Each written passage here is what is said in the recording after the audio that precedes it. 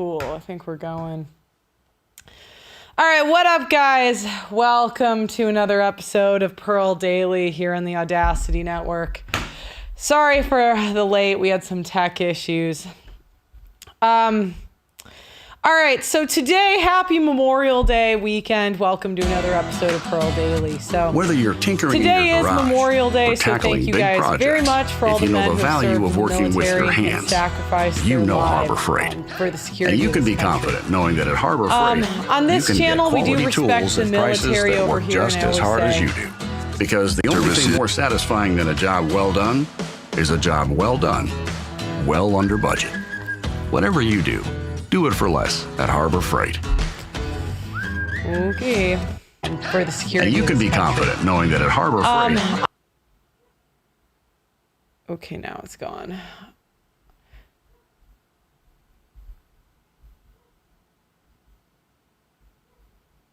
All right, I think we're back. You're all good. All right, what up, guys? Thanks for bearing with us here. You know how it is. Please like the video on your way in. So, as I was saying, today, happy Memorial Day. We're talking about women in the military. Now, I never really understood why women try to be a man at things that we clearly can't do like men can.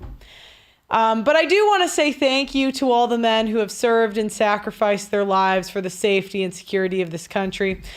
On this channel, we do respect the military over here, and I will say that the military is a man's world full of jobs for men. Men are stronger, faster, they have a quicker response time, and they get injured less than women. Men also accept hierarchy and authority better than women. And the fact is that so many women in our military, there are lots of women in the military now, and I really think that's scary. It's scary to me because I thought the goal of the military was to win wars and effectively fight. But how can the military be an effective fighting force when almost 1 in 4 soldiers have a lower standard than the rest? Women currently make up 17.7% of the military, with the Air Force, God help us, has, but not all women, has the highest percentage of women at 24%, with the Navy at 21%, and has letting women into the military been a benefit? I would argue not. Women don't fight in combat, and they still don't do the dirty jobs that men do. And it's sad that a woman that is secretly in the military, or that's a secretary in the military, gets paid the same as a man that is to carry a rifle into combat. And it's gotten even worse in modern times with women in the military and social media.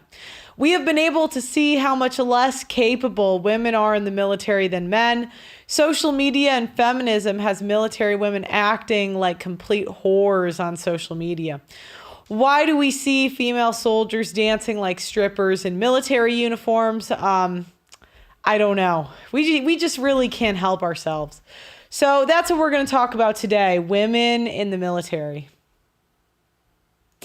So here are some women talking about basic training. Now, we're just going to smash the patriarchy, as you can see, and let's see what they say about the grit and the toughness that they're putting in. All right. 6 things they don't tell you about basic training. You don't do shit. And when you are doing shit, you're not doing shit. You're not. No, PT in the morning. When you go to the gun range, guess what? You're going to shoot for 30 seconds, and then you're going to sit there all day for 10 hours and look in the fucking sky, and you better hope and pray you don't fall asleep. Another thing is, I didn't know I was gonna shit the way I do. Every chance I get, I'm in that bathroom. Why would they say that on the internet? Can you imagine this happening in corporate America? Complaining about the food, da da da da. That's what we're really good at. We're really good at complaining. Truly. And I ain't gonna lie, I love shitting. It gives me time to think. But damn, I don't remember the last time I pissed.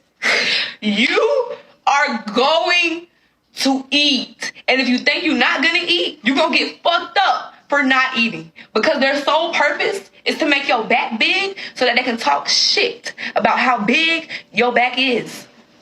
Now, I knew we was gonna get smoked, but I didn't know my arms was finna be like Serena Williams. I done been in a pro position for like hours. And when I get in that dress, yeah, I'm finna look like Hulk. So get ready for your guns, cause shit. The first 72 hours are bullshit. But after the 72 hours, it's kind of fun. Low key, I'm not gonna lie. I had a good time, a little bit. I didn't know that sometimes your battle buddy's draws is gonna be tangy. And you listen, when they tell you them.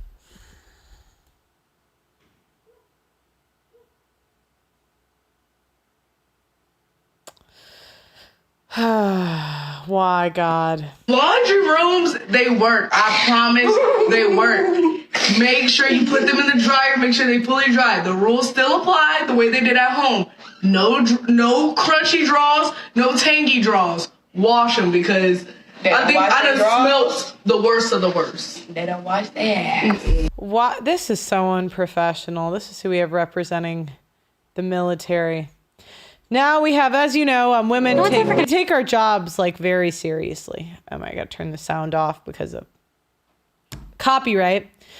So obviously, when we make videos about doing work, we're not going to focus on our looks or we're not going to focus on our outfit of the day. We're going to focus on the job, right? I'm going to stop it. We're not going to do. That would be so unprofessional to just, put. If the military. If she's working so hard, why does she need a full face of makeup? Do you know what I mean? Aren't you there to serve the country, not serve looks? Oh my gosh. And then we'll put in...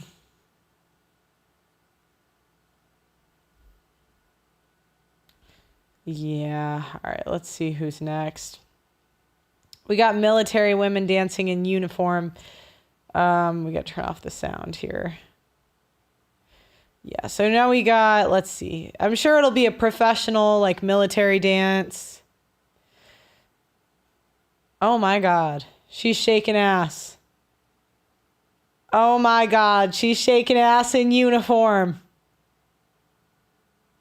This is what our tax dollars are going towards.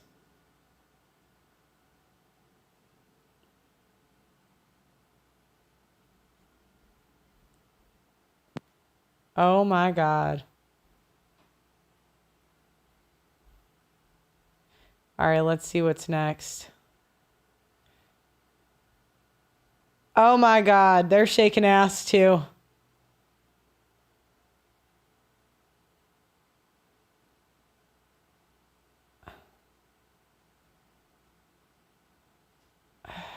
Why would that? Oh my gosh. Next, we got... Is this song?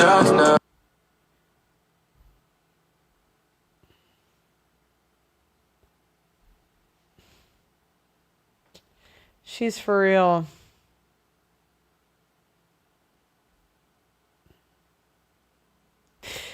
I know you guys are thinking wood, but you guys are missing the point. This is very unprofessional. This is not a very professional... Stop thinking. I know what you guys are thinking, all right? Stop it. Stop. Don't ask what her ad is. Stop it. Let me make sure the website's going. Okay, the website still is not going, guys. So, okay, let's see what this lady says. I'm working on it. Oh, I gotta turn off the sound. She's still shaking ass. Oh my God. You know, it's like, we're like, respect us. But we'll say, respect us and stop harassing us at work. And then it's us at work. We're like, you perverts. Then we post stuff. It's the audacity, man. All right. So now there's a study that came out. We have the results this morning of There's a study that came out that pointed out the obvious, that women are at a disadvantage in combat. I don't know why we needed a study to tell you that. I could have just went to any gym and figured that out, but hey. kind Marine Corps experiment that will help determine the future of women in combat. The study compared men and women fighting side by side. The final report released yesterday says men performed significantly better and got hurt less often. Jan Crawford is in Washington with the story. Jan, good morning. Well, good morning. You know, we spent several days in the California desert back in March watching this experiment, talking to the men and women who volunteered, and now the results are in. And for those arguing that women should be able to perform all the same combat jobs as the men, the news is discouraging. It was as close to war as you could get. An unprecedented scientific study. Men and women enlisted Marines side by side for months of simulated battle. 6. And throughout, researchers watched and recorded their performance to help determine what impact women would have on combat. Even then, the women realized they were at a disadvantage. We discovered water is wet, the sky is blue. Women can't do what men can do. It's not that we can't carry the weight. We can carry the weight, but it's the pace, especially when we're matched up with the males. You're looking at our size, and we have males that are almost 6 foot with longer strides, and it's hard to catch up with. I like how she's saying it's the strides and not the strength. I'm 6 foot. I can't do anything against a 6 foot guy. And keep up with them. That is what the results show. In almost every area, the all-male units performed significantly better than those with both men and women Marines. The men were faster in each tactical movement, had better accuracy, and were quicker. They registered more hits on target and had a noticeable difference in their performance of overcoming obstacles and evacuating casualties. The Marines commissioned the study after then Defense Secretary Leon Panetta in 2013 ordered the military to open all combat jobs to women. We must open up service opportunities for women as fully as possible.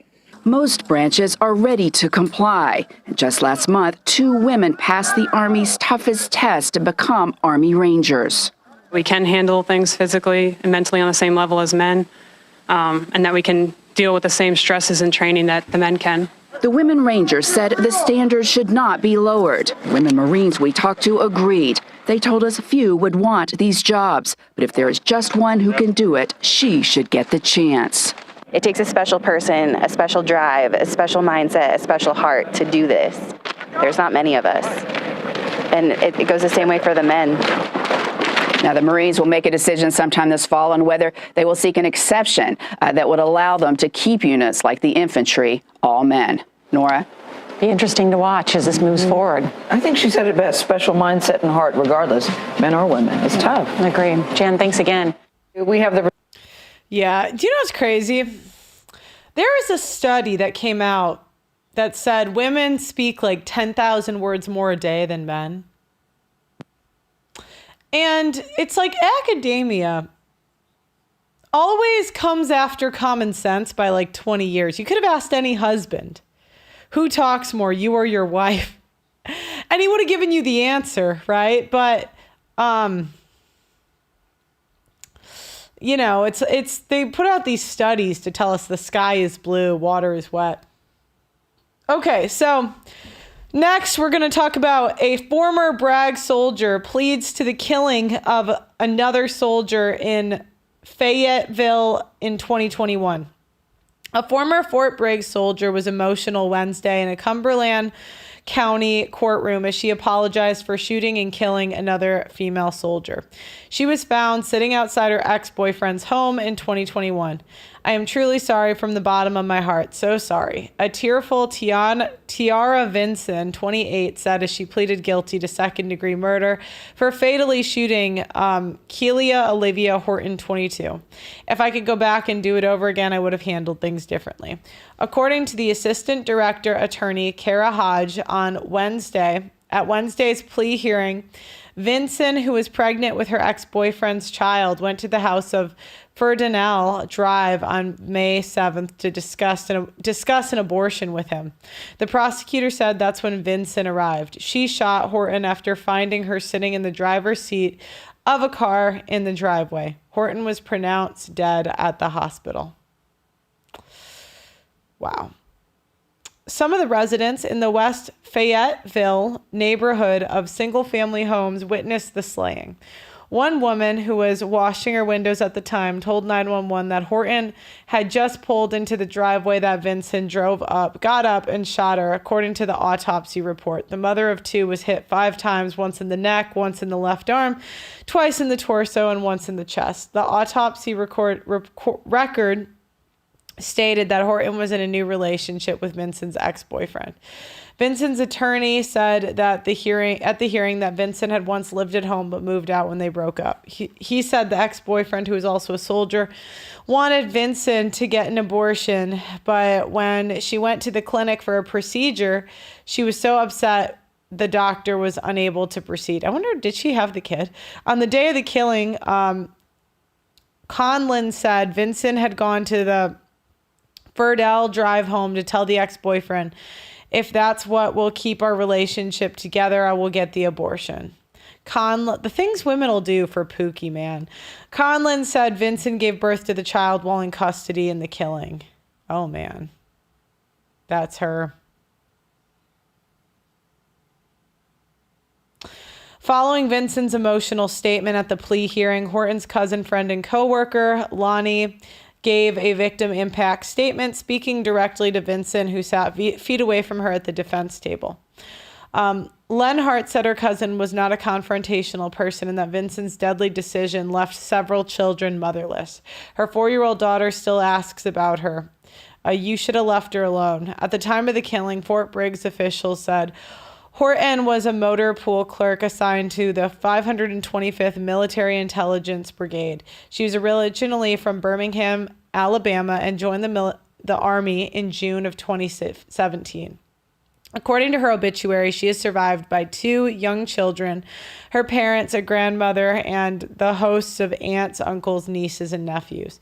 Sergeant Vincent, who hails from Norfolk, Virginia, was a parachute rigger assigned to the 3rd Special Forces Group.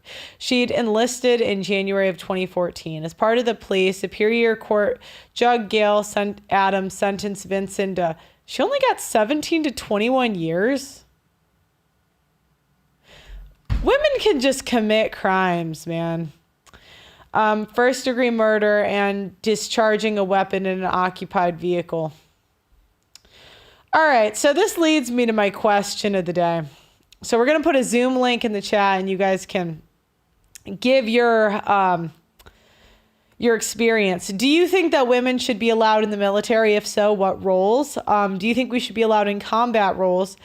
And if you served in the military, I'd love to hear from you. What was your experience with women? So we're going to put that in both chats. Please call in. Let me make sure this is in here. And then we can talk about it. But for me personally, I just don't know why as a woman you would want to be in the military. I don't know what good that would really do for you, my opinion. But call in, let me know. Maybe I'm wrong. Maybe women are instrumental in the military. Just make sure it's pinned. Yeah, there we go. They're saying no in the chat. Women shouldn't be allowed outside of the home. James, how do you... Really? We can't go to the grocery store? For real? All right, that's extreme even for me, all right? Women should only... 3 people in chat. What? We got 3 people in chat. Okay, do you want to put in Doug MPA first? Sure thing.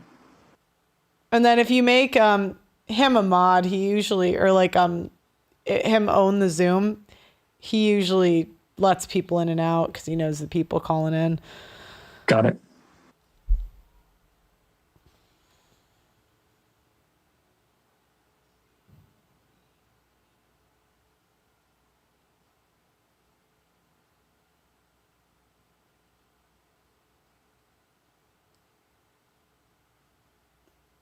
Is he on or no? He's in the call. Doug MPA, how's it going? I'm good. Can you hear me? Yeah, I can hear you. Can you hear me? I can. We're back up and running today. So what do you think? Should women... Go ahead. The camera in the Zoom is off. So all I can see is an icon for Pearly. I can't see you. I don't know if that's going to affect anything. Okay, so go ahead. Do you think that women should be in the military at all? I think that women should be in the military, but combat, definitely not. No way. I was thinking, I have two trains of thoughts on this. Sometimes I think that we should let women do all the things that we think that men, like, you know, all the things we think we can do. And just, it would be hilarious to watch. Well, I used to, you know, I'm 6'3" and I'm like 235 pounds, right? And so a lot of times when I see female police officers, I just laugh. You know what I'm saying? But one of the things I like to watch now is body cam footage, you know, because remember, life is never going to be fair for men. So feminism is women advocating for life to be as unfair for women as it is for men. That's equality. So it used to be just men getting body slammed by the police and karate chopped. But now you see women getting body slammed by the police too. And you need women to do the pat downs and to arrest other women so the male police officers can protect themselves. So I used to be like, women shouldn't be cops, but now the increase of crime rate for women, we need more women police officers to protect male cops when they have to pat down stuff. So, and I think it's the same for the military. We need, if there's going to be female soldiers in the military, there has to be women to do, you know, law enforcement in certain roles and stuff like that to protect male soldiers. But combat, no way, no way. Actually, I think I know what can fix the Zoom, but could you, if you have any military experience with women, could you tell the audience? Because I think I know what button it is to get the thing on. Hold on. I was not in the military, so, but here on Pearl's channel, thank you to the men who served this country. We respect the military over here.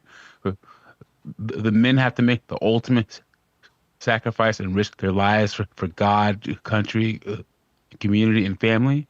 So thank you for all who have served.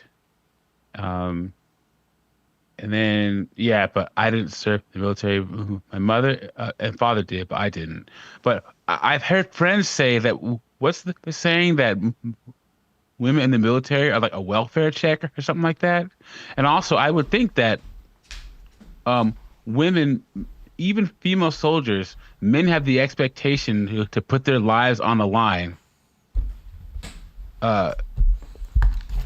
for their female soldiers. There's still the expectation of chivalry, and I think a lot of female soldiers would still think that their lives are more important than their male soldiers and see the male soldiers as expendable. If you have any military experience, let me know. Call in and let me know if that was your experience with I've heard that military women just sleep with everybody. That's what I've heard about military women. I've heard they just throw it back with literally everyone. Okay, we're going to let in our first caller. I'm going to text my cousin to call in. He's in the military. Will, are you there? Will, you're on mute. I'm going to text my cousin. Give me 1 second. Will I'm listening. Going once. Will going twice. Aiden. I'll let one more second. Okay, Will, I'm going to come back to you. Oh, what is his number? Hello? Oh, yeah, Will, are you there? Can I? Yeah, I'm here. Sorry. Okay, go ahead. So what do you think about the topic? Do you think that women should be in the military? Do you think that women should have combat roles? Were you in the military? And if you were, what was your experience? Oh, yeah, I'm in the military. I'm in the National Guard. I recently got back from basic training. I would say there are men that shouldn't be in military, let alone women. So that's my opinion with that. And maybe if there's going to be women in the military, they should be segregated. because there's so much sexual harassment problems, always these accusations. So that's kind of my opinion. Was there any women in the military that you found helpful when you were in it? Well, there were drill sergeant women. Well, like women, like trainees. Not really. I mean, I would say they were more of a problem. I felt like they were more, you could talk to them, but I was kind of scared of them. I didn't want to get accused of sexual harassment. That was like my biggest fear. Is that a common thing with soldiers in the military now?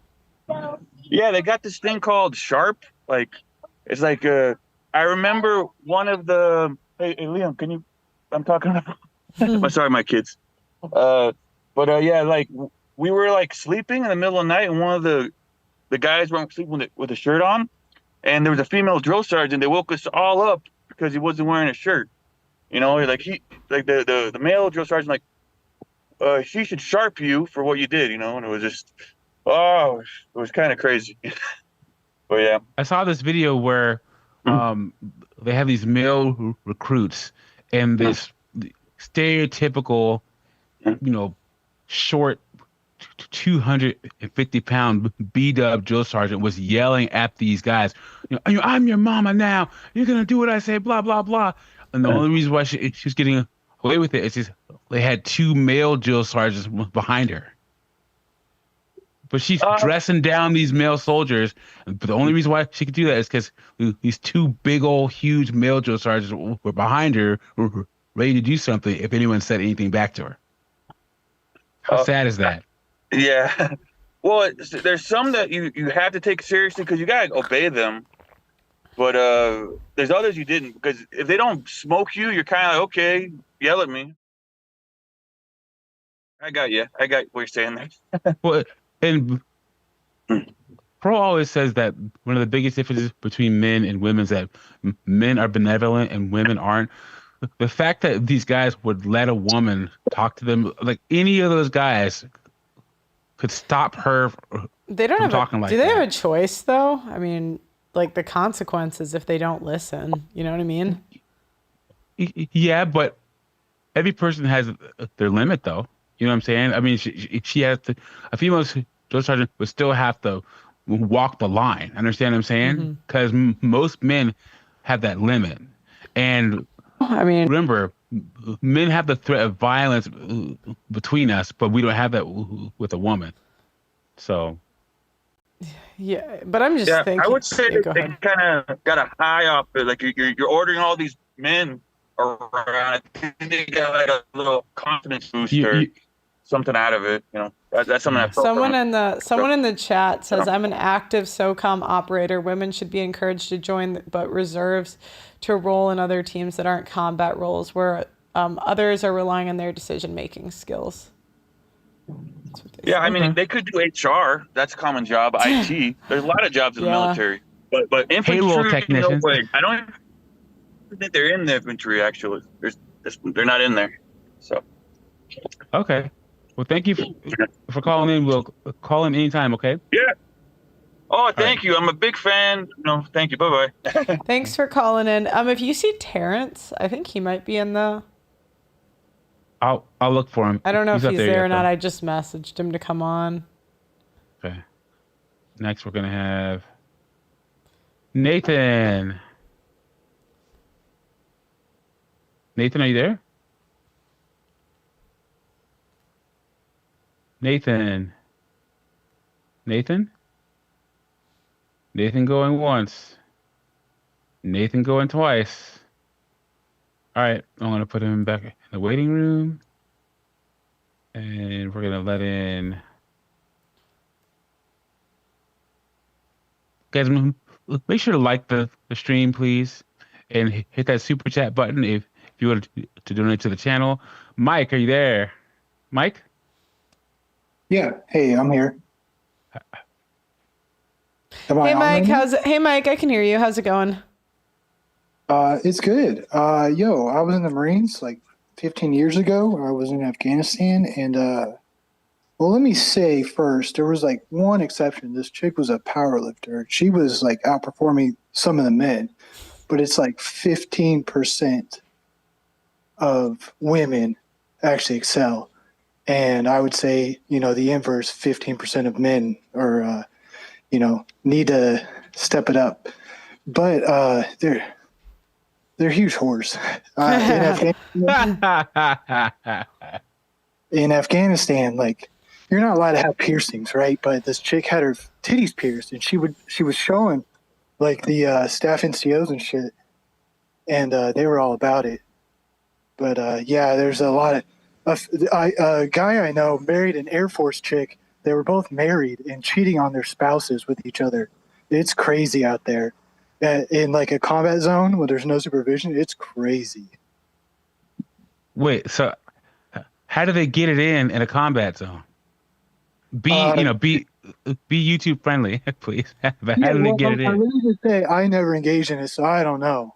But from what I hear, like they would go to the Air Force, like they were all in on it. Like there's like, I don't know how many in the Air Force, probably 8 to a room. We had like 16. We had 8 double bunks, or 8 single bunks, but just 2 in a bunk. But they would clear the room and they would do like fucking group stuff. It was like another dude, my friend and his friend, and fuck 2 friggin' Air Force chicks.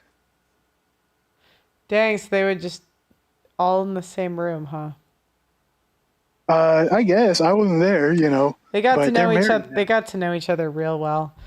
Well, they're married. They have a kid now, but yeah, it's in a combat zone. We weren't even in a combat MOS, but like it's crazy. I wouldn't want to know what it's like outside the wire when there's like no MPs and shit like that. It's crazy. I'm no for women in the military at all. Expand on that. Why? Well, one, the military is overbloated anyways. But 2, the sexual dynamic of the place changed. When I first landed, it was all men and it was bro time. 2 chicks came in with a replacement unit. We did like overlapped units. 2 chicks came in with the East Coast people, and the whole work environment changed. The sergeants are all flexing because they're just trying to get a crumb, right? They're trying to get a whiff.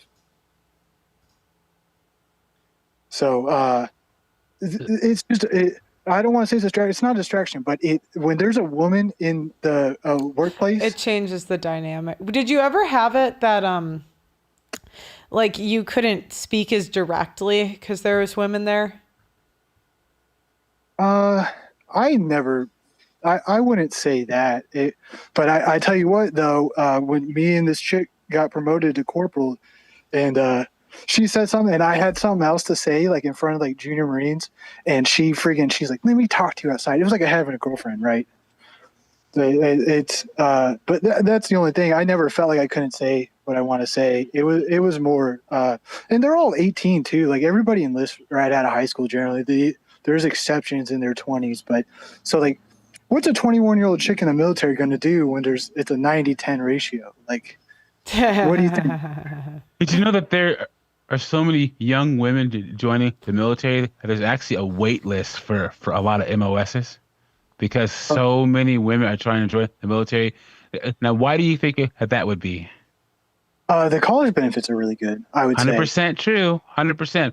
Because over here, we always say that modern women are going to keep going to these high-priced institutions to get degrees that nobody cares about, to get jobs that aren't going to make them any money. And women are finally waking up to see that that they're getting crushed by student loan debt because 70% of the debt, of the student loan debt, is women. So they're still going to go. They're just going to use tax dollars to do it. And also, they can get all the benefits of a soldier never having to go into a combat zone. Well, not to get too sidetracked, but they'll also offer out, I don't know if it's citizenships or just green cards, but there's people from American territories that will enlist in the military just for those benefits too. So I would rather give my tax benefits to at least American women personally. I'm not a sexist. I just am a realist. Okay, cool. Cool.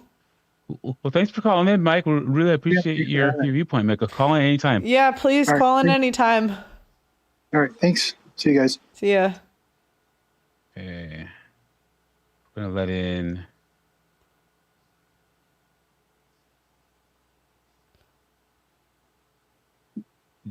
Jet Village? Jet Village, are you Can you there? guys hear me? Yeah, go ahead. Yeah, so I did 8 years in the National Guard. I was in tanks, so I was in a combat arms position. So there were no women, but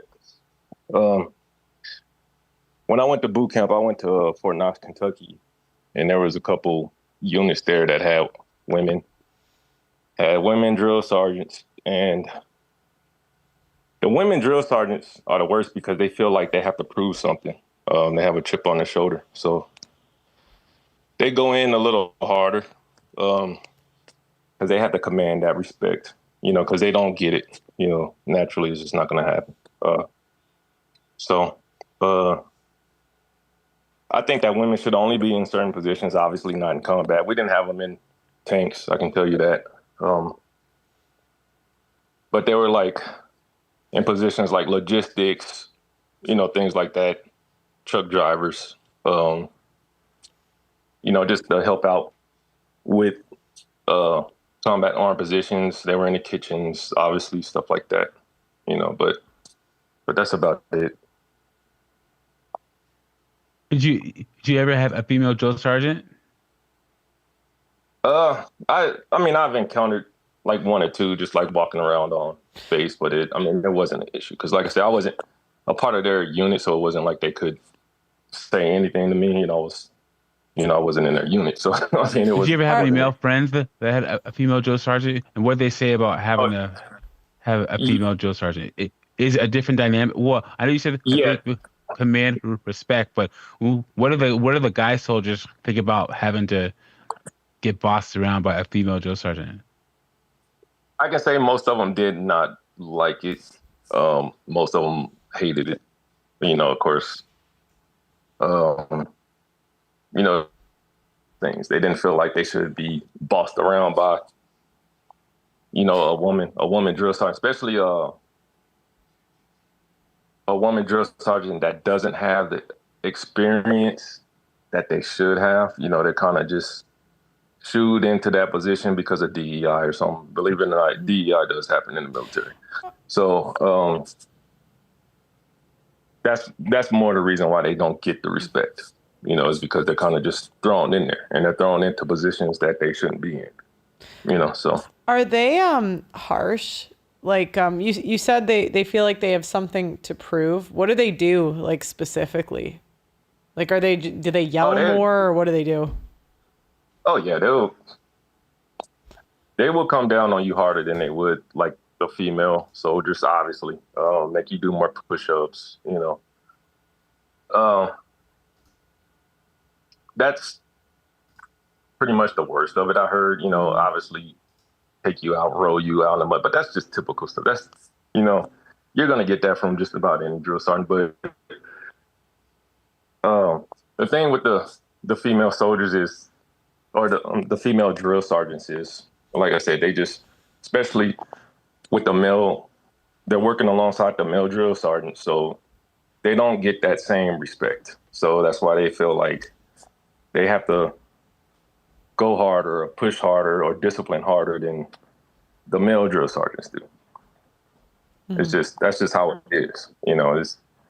That's just how it is. Have you ever had a gym teacher in school that was fat, or have you seen a fat personal trainer? Yeah.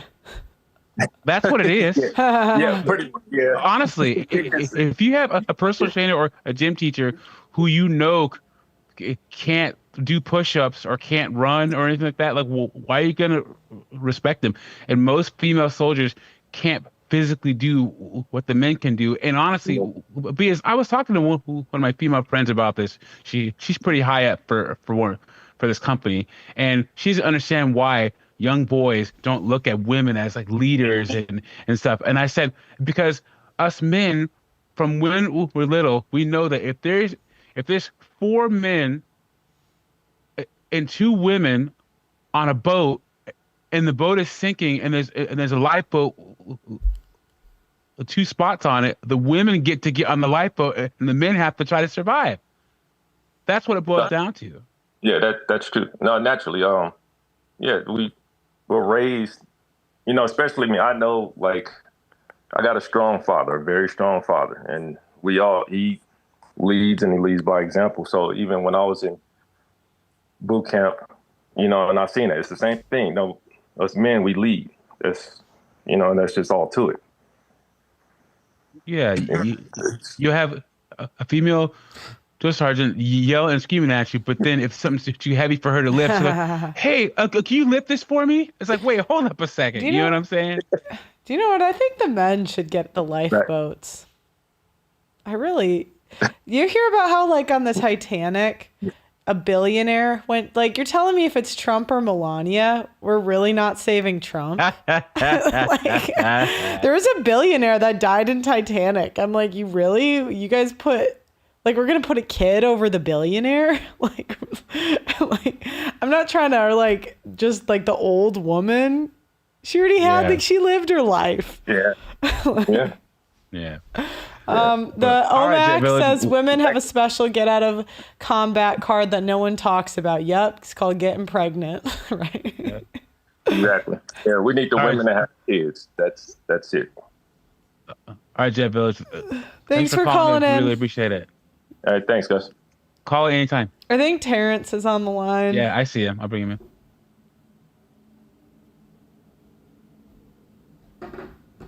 He's connecting audio. Guys, make sure to like the stream. Yeah. And subscribe if you haven't already. We are almost to 2 million. We're like the 3,500 away. So I know we've been, if you haven't already. We've been so close for so long. His audio is connecting. Terrence, your audio is there it is. Terrence, are you there? Terrence, are you there? I can see his sound's connected. Let's see. I'm here. Woo! Hey, Terrence, how are you?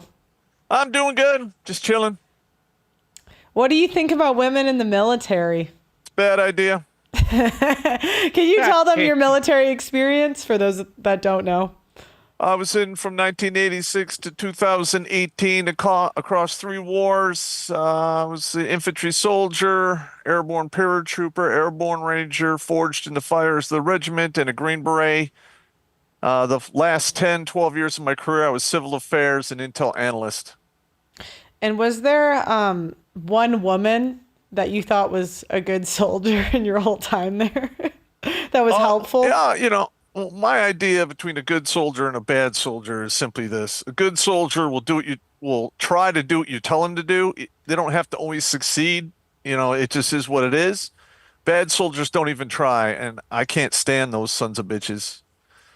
So, and towards the end of my career, I was the acting first sergeant, a team sergeant, training sergeant. I worked in operations, and I filled out somewhere between 12 and 18 separation packets on a bunch of these female soldiers who were just constantly pregnant, failing height and weight, failing PT, and none of them got thrown out. But the male soldiers, you have to do a separation packet, once you fail, like I think it's 2 or 3 PT tests in a row or height and weight or whatever. And those guys were out within 120 days. And on top of that, I lost a lot of good NCOs who just got out of the Army because they were basically passed up for promotion. And a lot of these guys, they had EIB, CIB, which is a combat infantryman badge, airborne wings, air assault badges, 2 or 3 tours of combat. And literally, some of these women were barely passing PT. We're talking 62% on the push-ups, 62% on the sit-ups, 62% on the run, which is pathetic. It's literally a D+ average. And these women were getting promoted above these guys, and they just got out of the service. And you were talking about, the guy before you was talking about sexual harassment and sexual assault and all that bullshit. In my entire 33 years, I've heard of 2 actual beatdown rapes, and those guys should be buried under the jail. I have no sympathy for those guys. But a lot of these women, they sleep with their upper chain of command or NCOs above them so it could go, they want to have an easier time or what have you. And the minute they get busted, the dudes get crucified, the woman gets a pass. Every single time. It's such bullshit. Well, don't they go further than that and say she was like coerced or something? Like, did that happen? Yeah. All of the sympathy goes to the female soldier, and the other dudes just get crucified. So, I mean, when I was my last 12 years and I had, females in my unit, I would not allow them to come into my office to speak to me.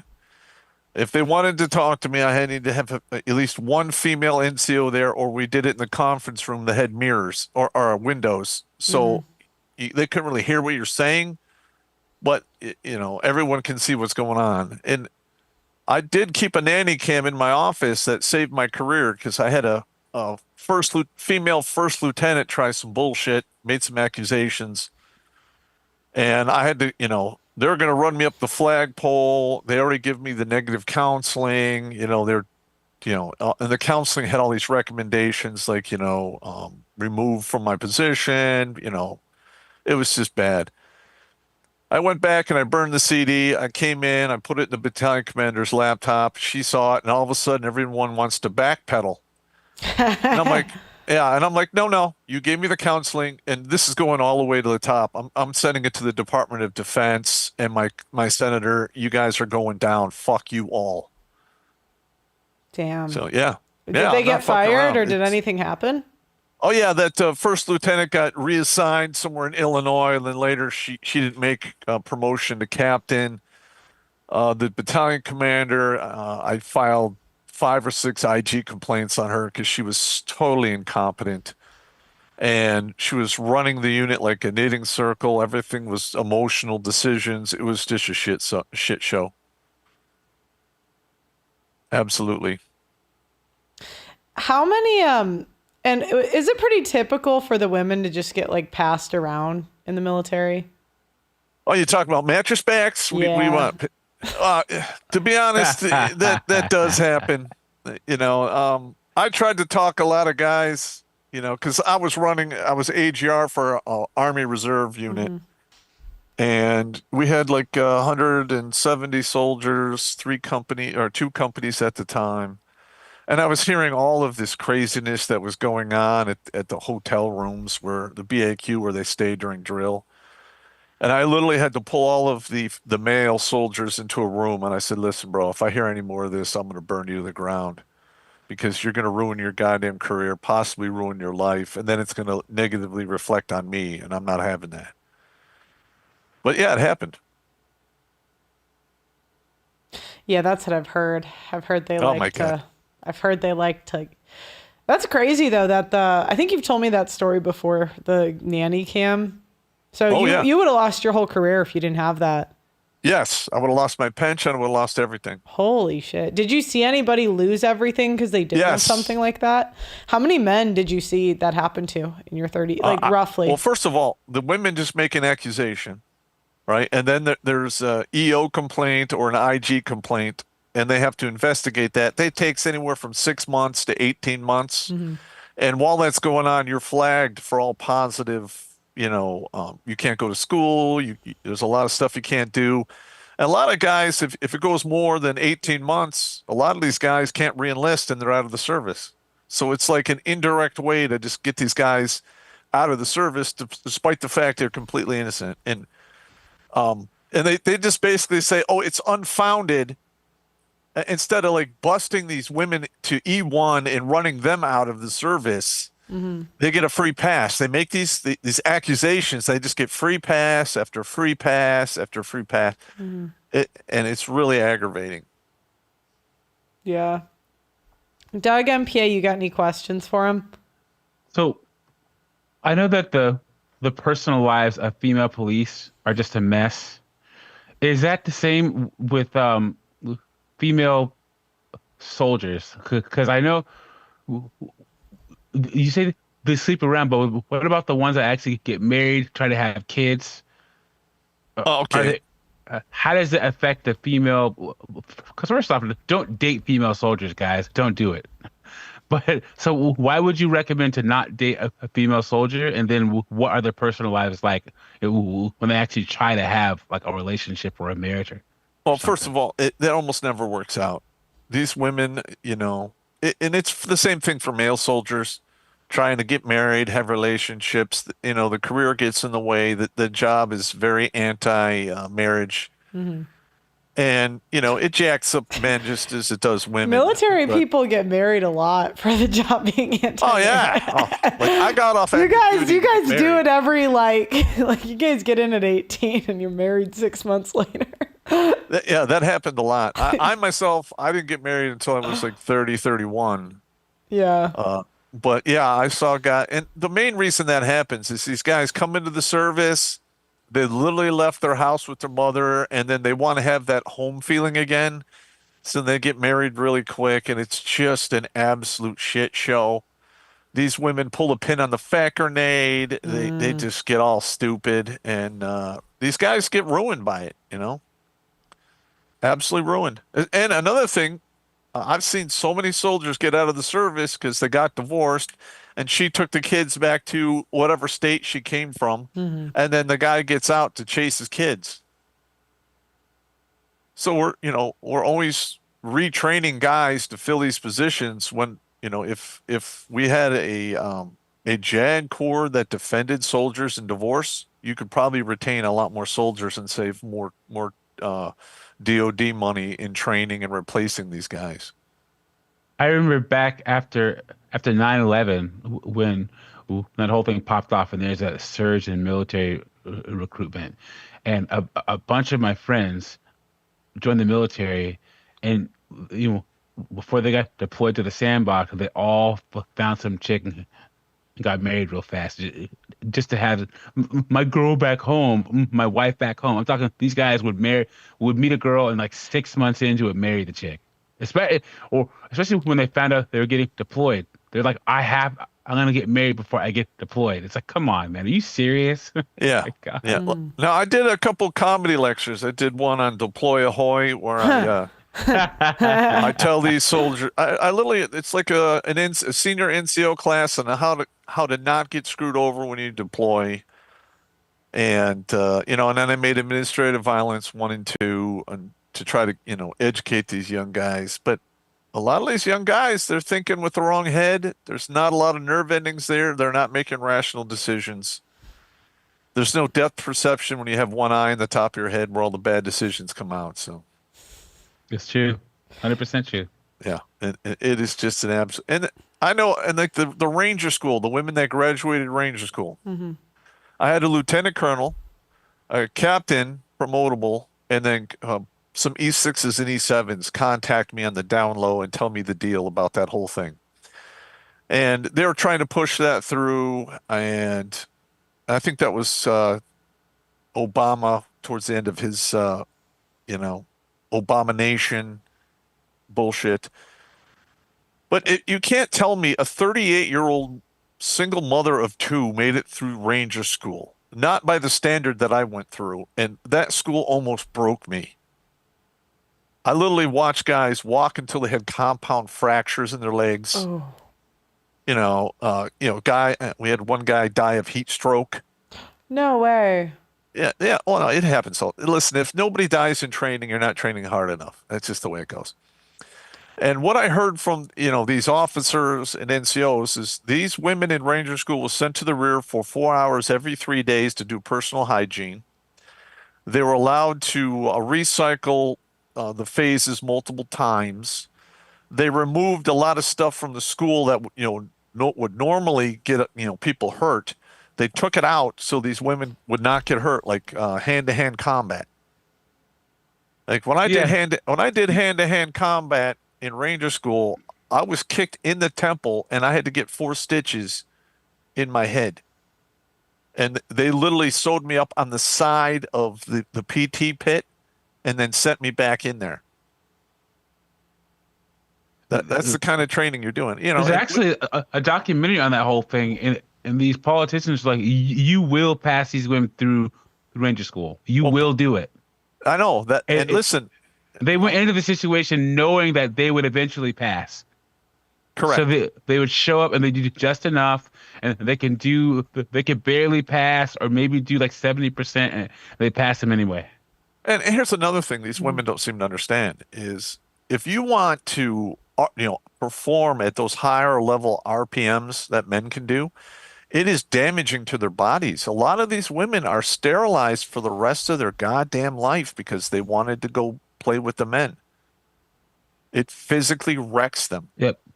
30% of female soldiers experience infertility. No way. I didn't know it was that, I didn't know it was that high. Holy crap. 30%. Yeah. It's no joke. It's no joke. And women have 7 times the knee injuries. Torn ACLs, MCLs as men. Back injuries, the whole deal. On a couple occasions, when I was running land navigation, when I was in civil affairs, I had a couple female soldiers not make it back to the rally point by the index time, and I had to go looking for these bitches in the woods and drag them back. One of them was like, "I'm just so lost. I'm like, "You were in the class. I saw you do the math. You know how the whole thing works." And they just. I'm gonna just keep going with it. I can't believe they become infertile. I did not know that. Yeah, it's like what, 30%, 40. Yeah, it's like about 30 to 40% of them are infertile. Some of them can recover it if they catch it in time. But listen, you want to play around at the infantry standards. It is, look, man, it is hard. It's no joke. And this is the general infantry standard. You have to be able to do 12-mile road march, full combat gear, 3 hours or less. Once you finish that road march, you should be able to dig a fighting position armpit deep to the tallest man. Okay, and the next morning, you might be required to fill in your foxhole, walk another 12 miles, and that pace can continue until you die, get wounded, or hostility stop, or they rotate you to the rear. And women can probably do a 12-mile road march and keep up once, twice. But if you're doing it day in and day out, the women don't recover like men because they don't have the magic elixir called testosterone. Yeah. And it wrecks them. It really does. Can you do me a favor, Terrence? Yeah, what do you need? My cousin's on the line. Can you warn him about military women? He just joined. Okay. Well, first of all, I mean, can you wait? Hold on. He's not on. It's Aiden. I'll let him in. Yeah, let him in. Here we go. I want to hear this. Go ahead. Aiden's there. Aiden, what's up, buddy? I'm driving right now, so sorry for any lack of focus. Yeah, Aiden, are you trying to go in the military? I'm currently in the military. What do you do? My technical, actual job name is machinist mate nuclear. Are you in the Navy? I am. Okay. Well, I mean, I always recommend guys go in the Navy if they want to learn a trade. I get it. Are you planning to make a career out of it, or what are you doing? Yeah, I probably will. How many years have you been in? Just about 2. 2 years. Okay. What rank are you? I'm an E5. So you just made the equivalent of sergeant after 2, which is a good accomplishment. I gotcha. What was your rank when you came out of training? E3. Okay. And how long was your training? Boot camp was 10 weeks. Okay. And then my A school was about 2 months. And then I had 2 other schools after that, which were about 6 months each. Okay. So you spent about 1.5 years in training? Yes. All right. So 1.5 years in training, and you've been on the job 6 months? Not quite. I'm reporting to my boat, the Carl Vincent, in a few months. All right. So you got promoted to E5 basically because they're short people and they need the people, because an E5 is technically an NCO grade. Yes, it is. Okay. So that's what happened. And listen, you're going to show up there And you're going to have to deal with some of these female leaders who are emotional. And instead of focusing on mission completion and making your time hacks, they're going to pull the bullshit on you like, oh, well, there's a process that you have to follow. You know how many times I heard that? I've heard that from virtually every female commander I've ever had. Listen, I'm not the guy. When you need something done, you call me, the popster, and I make it happen. And then May I ask what branch you were in? I was in the Army. Army? Okay. Yeah. But What was your job? well, I was an infantry soldier, an airborne paratrooper, airborne ranger, Green Beret, intel analyst, and then a civil affairs at the end. Okay. So I've been around the block a few times. Yeah. Yeah. And I'm just gonna be honest. If you get a female commander or a female NCO over you, you need to be on guard. You cannot allow them to have any openings to put a knife in your back. Because say everything is going good and you get you're 6 months out from re-enlisting, and all of a sudden somebody makes an accusation and there's an investigation and it takes more than 6 months, guess what? You're out of the service.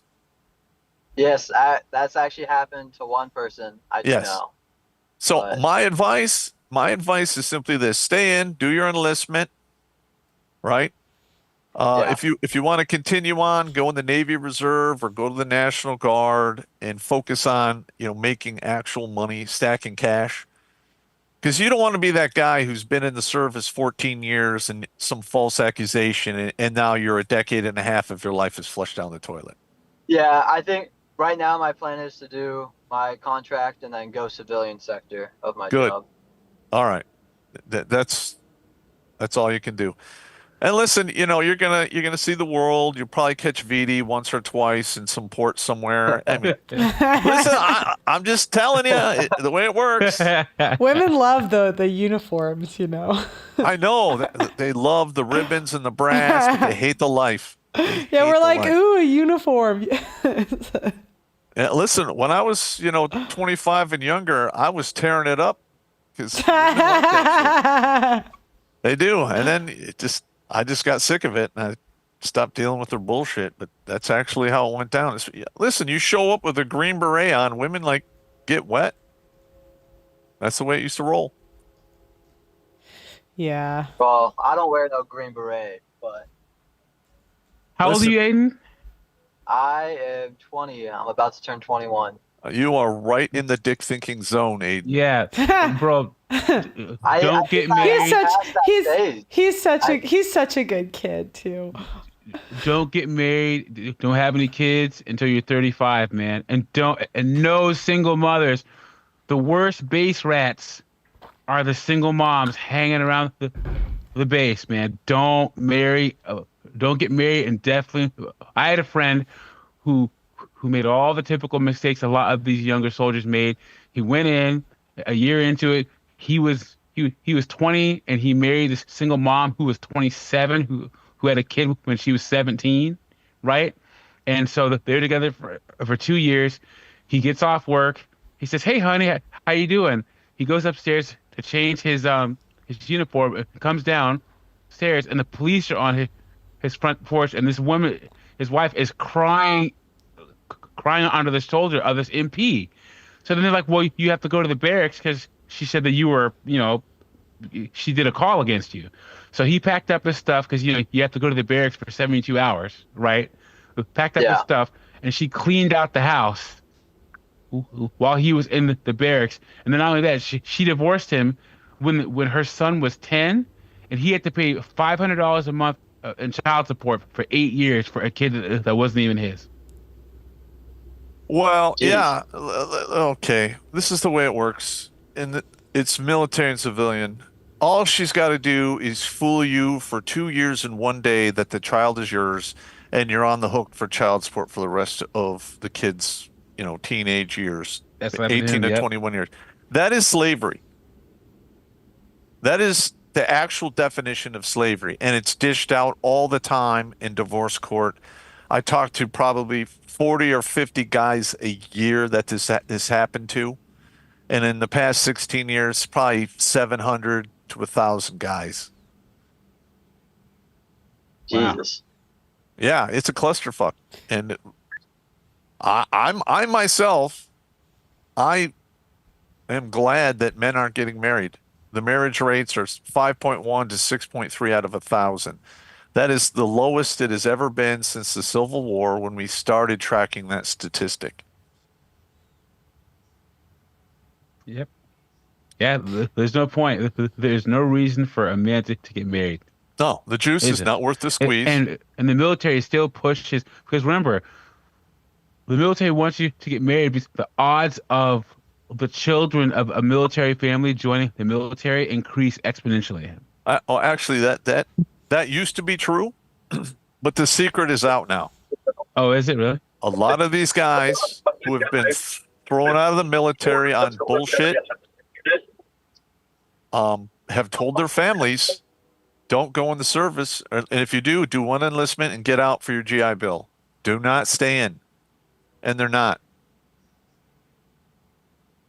So, and like you like, for instance, the recruiting numbers were really high after Trump got elected. But what they're not telling you is they lowered the standard. You're getting a lot of, so-called substandard soldiers who couldn't get in because the standards were higher, and they literally lowered them. I would agree with that. From my experience, there's at least in the last few years, there's some people that should not be in the military that are in the military. I was like, PT standard wise, like I knew a guy that could do 10 push-ups, and just from that standard alone, I feel like, there's a lot of other standards, but some people can't do their job well, and it affects more than just them, especially in my field, because we're working on nuclear reactors. It's hard to mess up. It's easy to mess up, but you can't mess up, and some people are not as well equipped as they should be coming out of boot camp. And you listen, if you're screwing around with the nuclear reactor, you are literally messing with something that could sink the entire ship and bake everyone on that floor with radiation. That is not a job that you want to have DEI hires doing. I'm sorry. So yeah, we need to enforce the standards and, bring in the highest quality people we can. And the best way they're going to do that is you're going to have to get rid of the women. I shouldn't say get rid of the women soldiers, but segregate them, because it just causes, it's more trouble than it's worth. Aiden, how have the women been doing? Like, because I know when I FaceTimed you the one time, there was like a couple women in your unit, or like with your friends and whatever. Do they ever hold you guys back, or do you like notice a difference? Not really. Most of the women in the nuclear field are pretty smart, like all professional. For the most part. You have some outliers that are definitely, like, I've seen some get kicked out, but I've also seen equal number of guys get kicked out. But it's hard to say with numbers, but I would say most of the time in my field, they're all coming to learn. Like, they have the right mindset.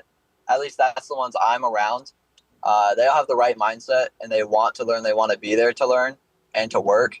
So I haven't seen them hold us back, or at least from I'm not on a ship right now, so I can't say on like a big scheme. I've only done work on like training ships.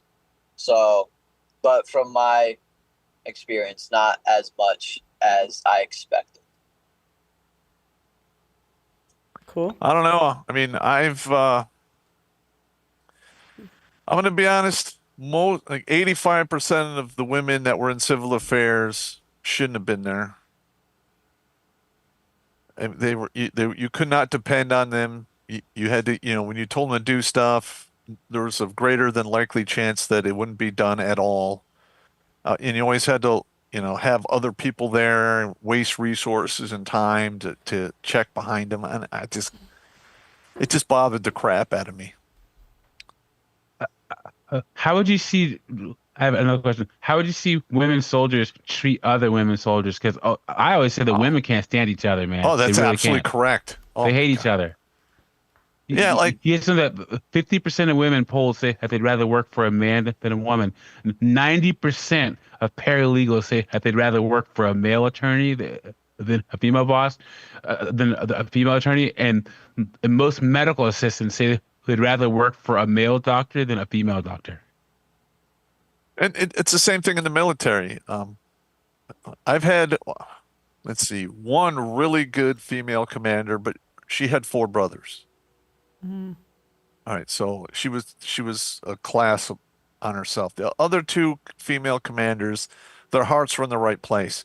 If your heart's in the right place, I will move mountains for you and I will make you successful. And what I mean by heart in the right place is they don't show up and just punch the ticket just to get it over with, to get their command time and then go up the chain.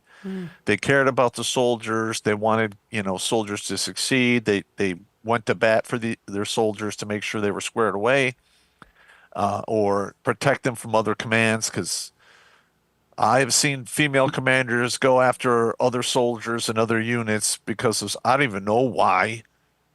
Like maybe it's rumor control or something. That's another thing women do really well. They are really good at rumor control, as in a bad way. Do you think that's because of mentorship? Like, as they were making their ranks, they had a bad mentor that kind of put like this bad bug in their ear, or do you think that's just there?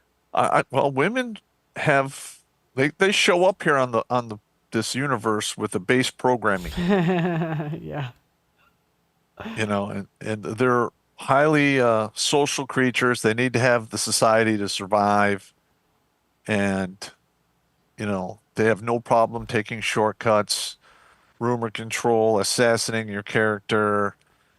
I mean, I've had 2 EO complaints just for making women meet the standard. Well, you should make this like a panel show. We can bring in a couple more people. Sure. That's fine. I don't care. Sure. Okay. So I'll bring in OMAC. I saw him in the chat. And then you bring in AJ. And then we'll bring in Clue because he is a friend of the channel. Let's go. So we'll start with OMAC. How you doing, buddy? OMAC? OMAC. Going once. Going twice. I'm going to put you back in the waiting room. OMAC. Also, guys, once. like the video. Make sure. Let's try to get 500 likes on this. I wasn't talking. I wasn't talking to you, Terrence. Okay. AJ, what's up, buddy? How's it going? AJ. So you said his name. Hey, Clue. Clue, are you there? Clue. Can you guys hear me now? Yeah. Yeah, we can hear you. Sweet. Sweet. What's up, guys? Hey, are you former military? No, but I have a lot of military friends and family, and man, chicks in the military are basically a one-legged man in a butt kicking contest. You know what I'm saying? They're useless. And like, there's an old clip from Fox News, like in 2008. Can you hear me? Hello? Can you hear me? Clue? Oh, sorry. Go ahead. Yeah, we can hear you. This is the AJ, first go time ahead. I'm using Zoom. I'm sorry. Go ahead. AJ, go ahead. There's an old clip that you guys can find of this chick who was an officer in the Marine Corps, and she was arguing against women being in combat because she tried, and she ended up being sterile and having permanent injuries and breaking down. So, and she had made a point that all these chicks that are trying to be in combat have never ever like gone through the training. She was saying that she's only done a fraction of what the male Marines do. So she was advocating against women being in combat roles. And she even said in the interview that women are actually promoted at the same rates because the feminists argue that women don't get the right promotions because they're not in combat. So think about how insane that is. We have a military where men and women get paid the same, even though the women have the lower standards to get in. They have access to all the same training, all the same promotions, and they'll never really have to go into combat and claim that they're equal and that it's an effective fighting force. It's just absolute foolishness. You know what I mean?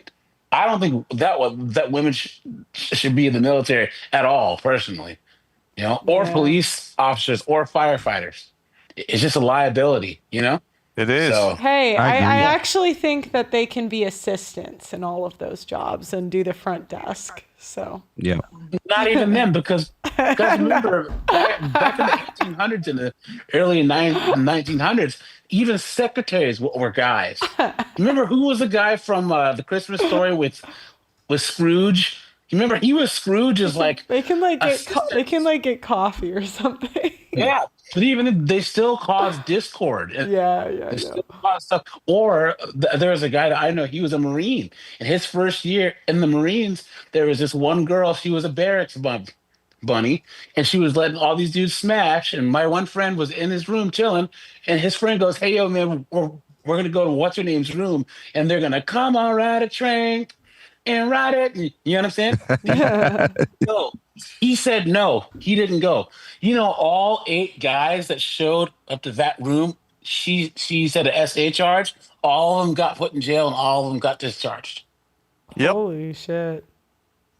You know. All right. Okay. Clue, are you there? Yes, I'm here. Can you hear me? What do you think about women in the military, buddy? No. No. because when the shit hits the fan, we're built as men, we're built to handle a sudden change in things. We got to switch over to this. Women, they panic in these situations. I don't think they would be good on the front lines or in combat. No, they can help us behind the scenes. I think Pearl mentioned that. They can help us behind the scenes, but actually on the field, hell no. No. The Marine Corps ran the test. You guys pull up the article. They actually ran mixed units against an all-male unit. Yep. And mixed units, they failed and everything. And guys, remember that it's the intangibles. Not only are the women not as strong, but they couldn't huck with the packs for long enough. So they were getting injured. They were hurting their ankles and knees. They were getting tired and slowing the units down, right? Like they were a complete liability. Exactly. They had 50-50 men and then an all-male unit. And the all-male unit beat them in everything. And now they want Transformers in the oh, don't do this. Don't do this. Don't do this. Please don't do this. Think about it. Do you ever think that maybe we should just let women try to do these roles so they can fail and maybe stop asking? All they really got to do. But would that hurt the government though? The United States, if we do that. All they really need to do is enforce one standard for combat. Don't make 2 standards, one for male, one for female, just one. Yes, I agree. That's what the rest of the world does, because you see that mixed combat, you know, the male unit versus the mixed combat unit. That's how combat would go against any other nation that is in the West. Yeah, and it's crazy because they wouldn't have a person who's bipolar or a person that has like any type of like other mental disorder hold a gun or like fly a plane, but then they'll let transformers in the military. Like, why? Oh God. Well, they're non-deployable. Oh, I didn't know that. Okay. Yeah, you can't send those guys forward to do combat when they have to take all of those drugs every single day. Yeah. And then if they get the surgery, that they gotta ram the banana up the wound to keep it open. You know, listen, gross. Well, that's the truth.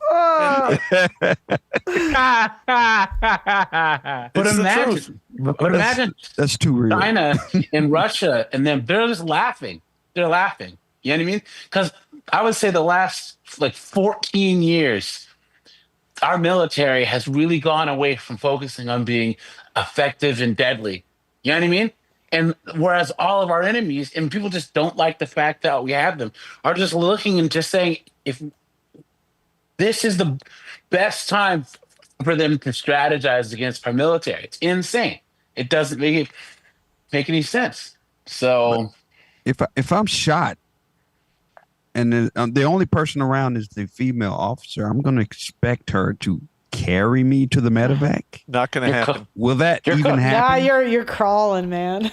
No, when I was in Iraq, you're done. You're crawling or dying. Terrence, go ahead.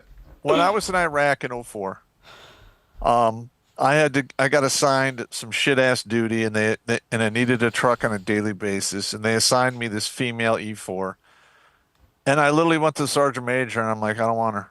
I'm gonna pick my own driver.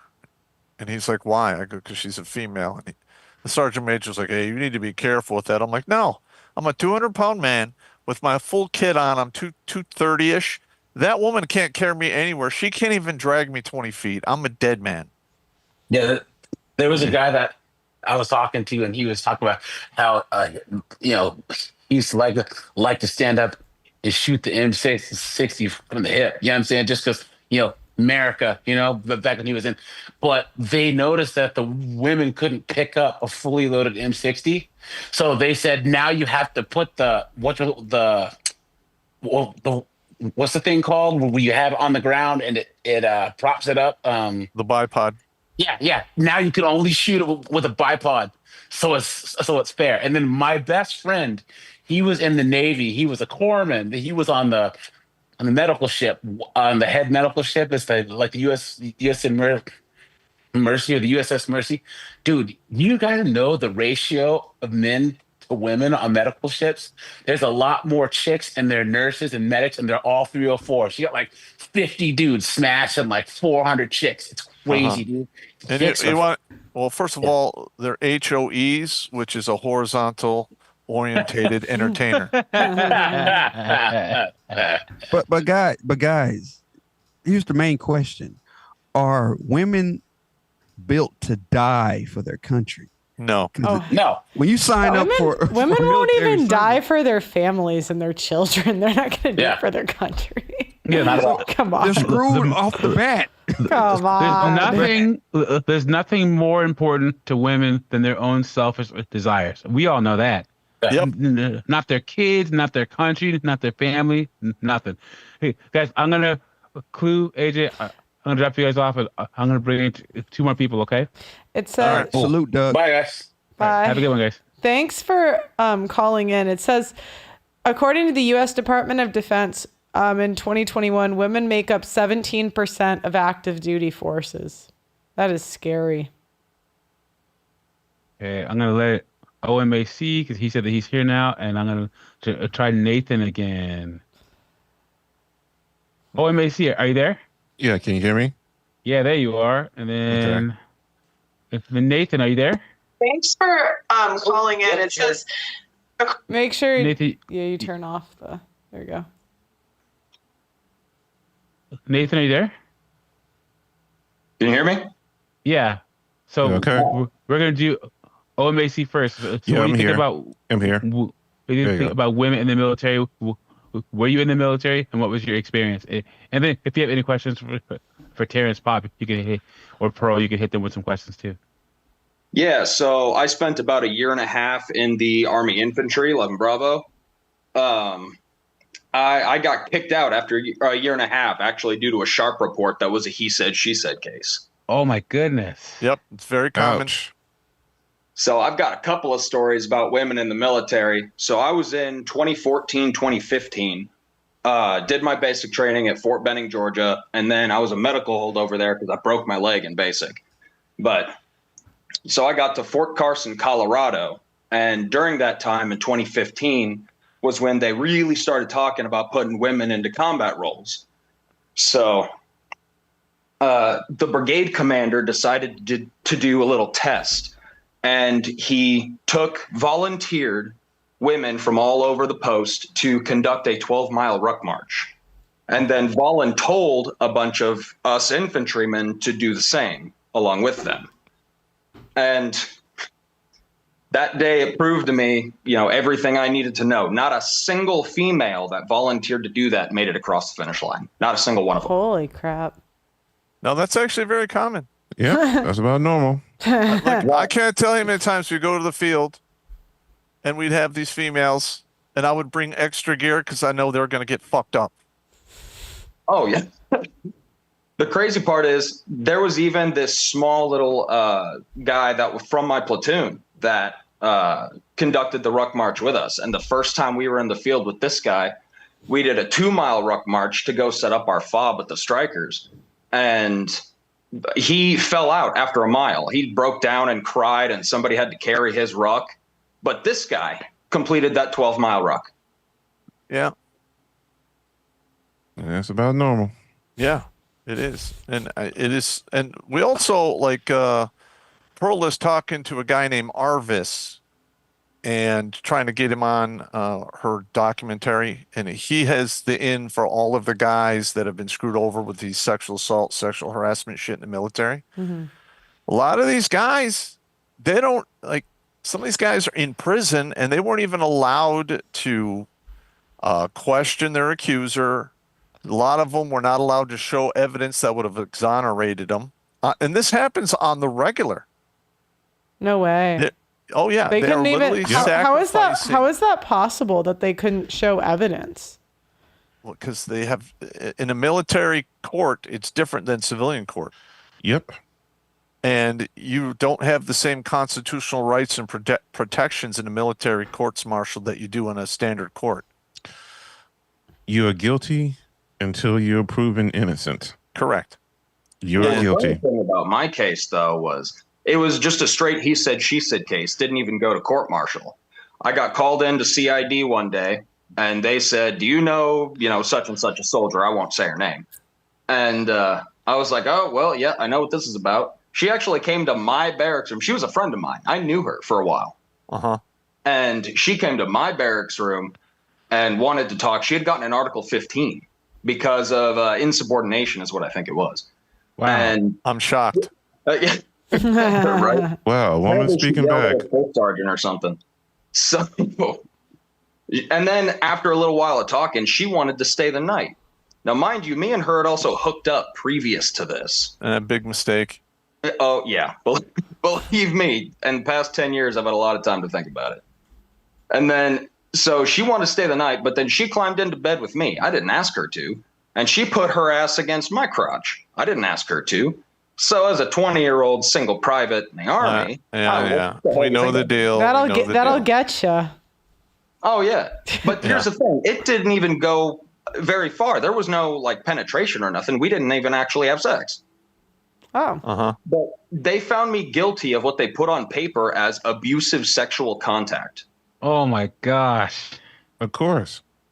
So the Army lawyers that I talked to about it, the advice they gave me was, you could try to fight it in a court-martial. But if you are found guilty still in the court-martial, a couple of things would happen. A, you'd be sent to the brig. B, you'd have a dishonorable discharge. And C, you would have to register as a sex offender for the rest of your life. Or you can take your licks, get a Chapter 15, and get out with an other than honorable. So I got out with the other than honorable. Mm-hmm.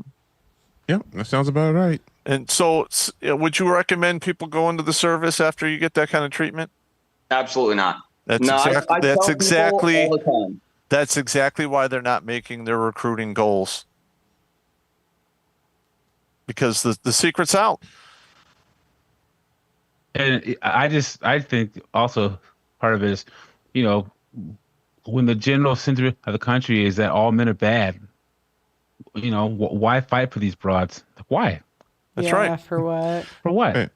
Hey, look, right now, what is that stupid thing that they basically bring up? If you're in the woods, would you choose the bear or would you choose the man?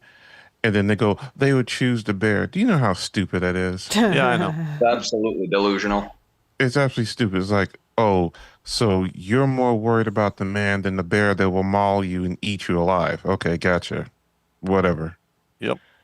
Well, I mean, if my story could be a testament to men's strength, I mean, not to say that I'm any pinnacle of masculinity, but so the reason why I broke my leg in basic was because I had stress fractures that I ignored. I wasn't going to be no sick call ranger. So I ignored the stress fractures that I had, and it progressed into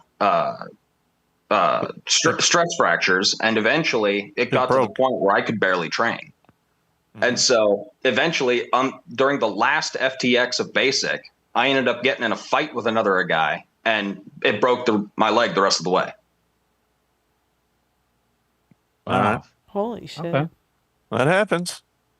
Well, OMAC, Nathan, we're going to drop you off because we're going to bring two more people in. But thanks for calling in and calling anytime, okay? When I was in basic, no problem. Yeah, thanks. When I was in basic and AIT in the infantry school, I had 13 fights.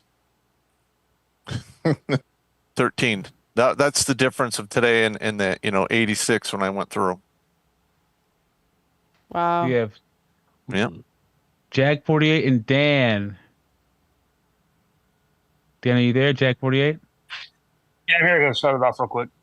Cool. All right. Yeah, I'm here. So we'll start with Dan. What do you think about women in the military? Did you serve? And if you did, what was your experience with women in the military? And then you can also ask Terrence, Pop, or Pearl any questions. Dan? Dan? You talking to Jag or who you talking to? To Dan. Can you hear us, Dan? Did you get it out? Jag, go ahead.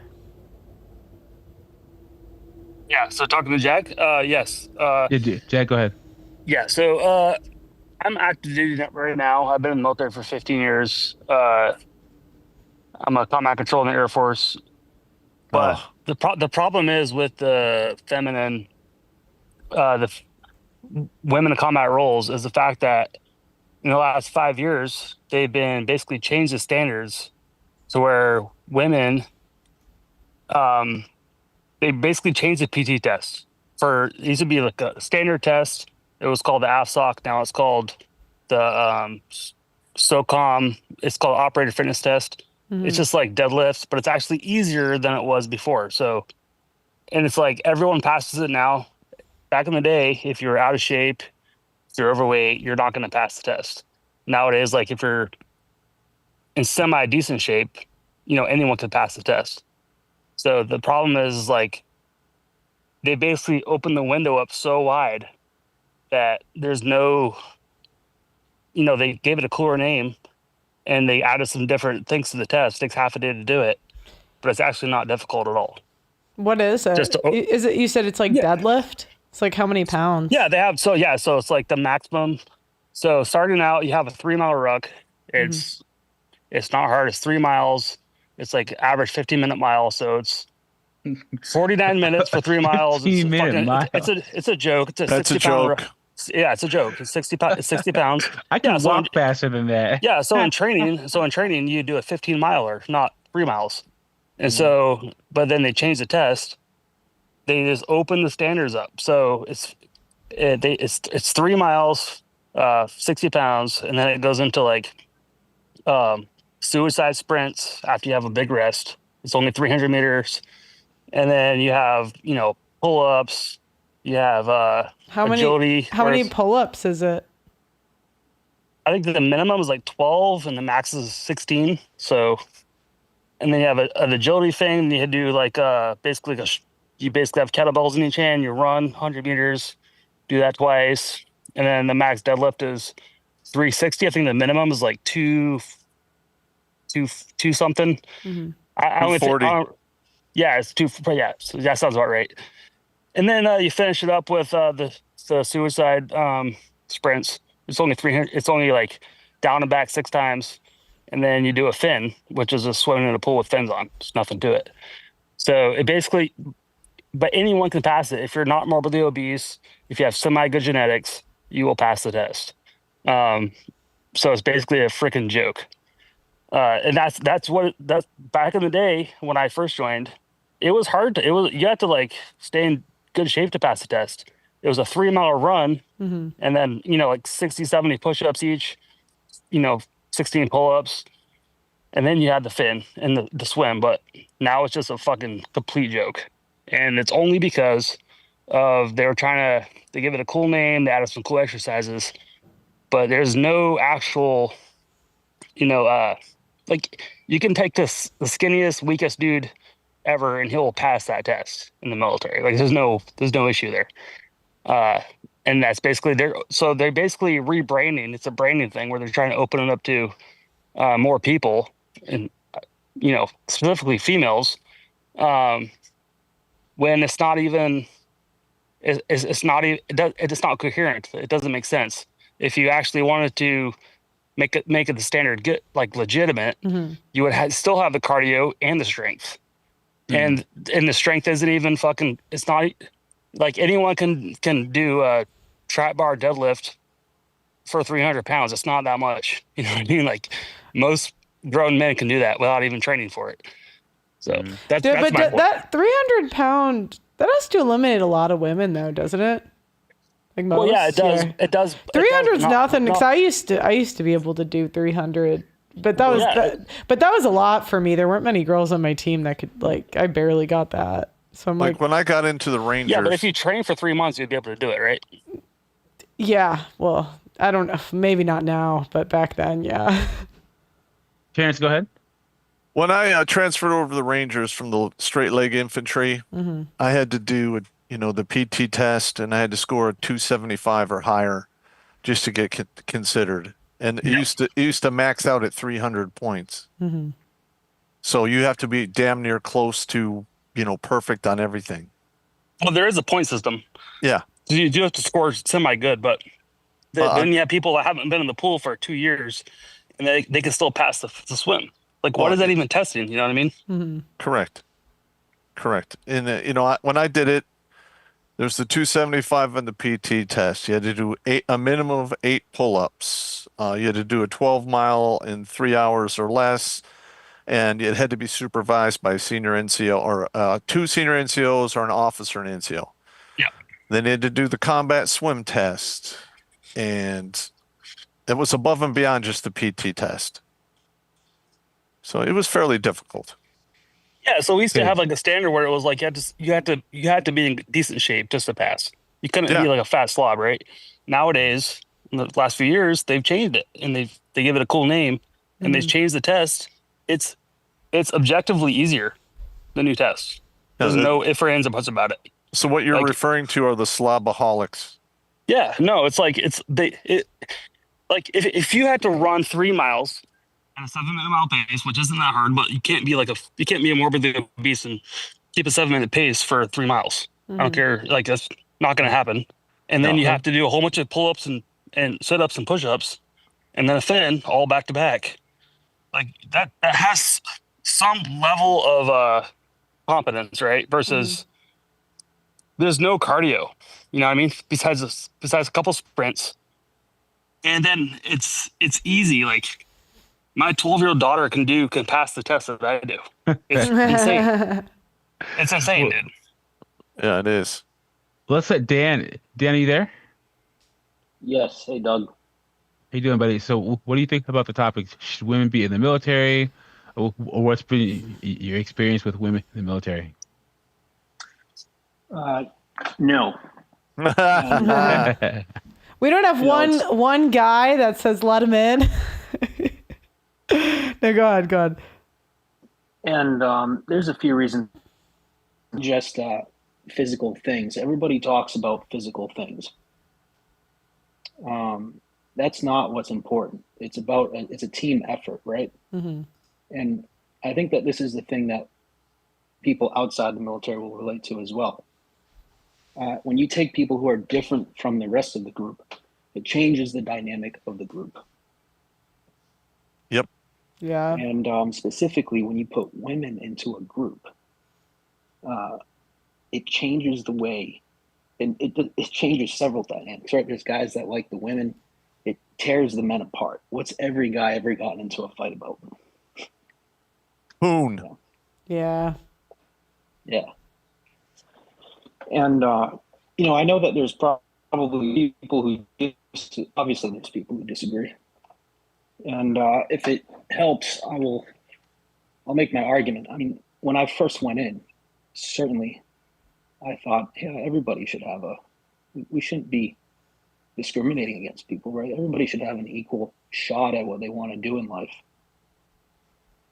But that change, after you've done it, you see the difference that it does to guys. It's just it's not good. You need a very tight team, and I think Terrence, brother, you probably understand. Like, the infantry world especially understands. It's everywhere you let women in, they want to change the culture to suit them. They don't adapt to the culture that they move into. And sleep with their boss. Well, one of the that too.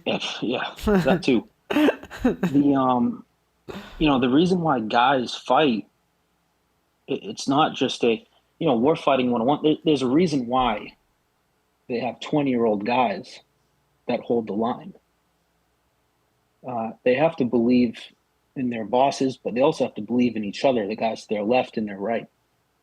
The reason why guys run into houses and grab their friend who got shot in the face is because they love them. Mm-hmm. You can't really introduce women into that. It does several things to the dynamic, right?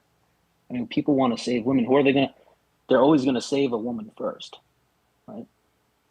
Yep. And that's really the bottom line, is that it changes the lethality and the dynamic of the team. I mean, and of course there's all these other things, and there's so many other problems. I mean, my mind got changed after all the things I've seen personally, what I went through with my career.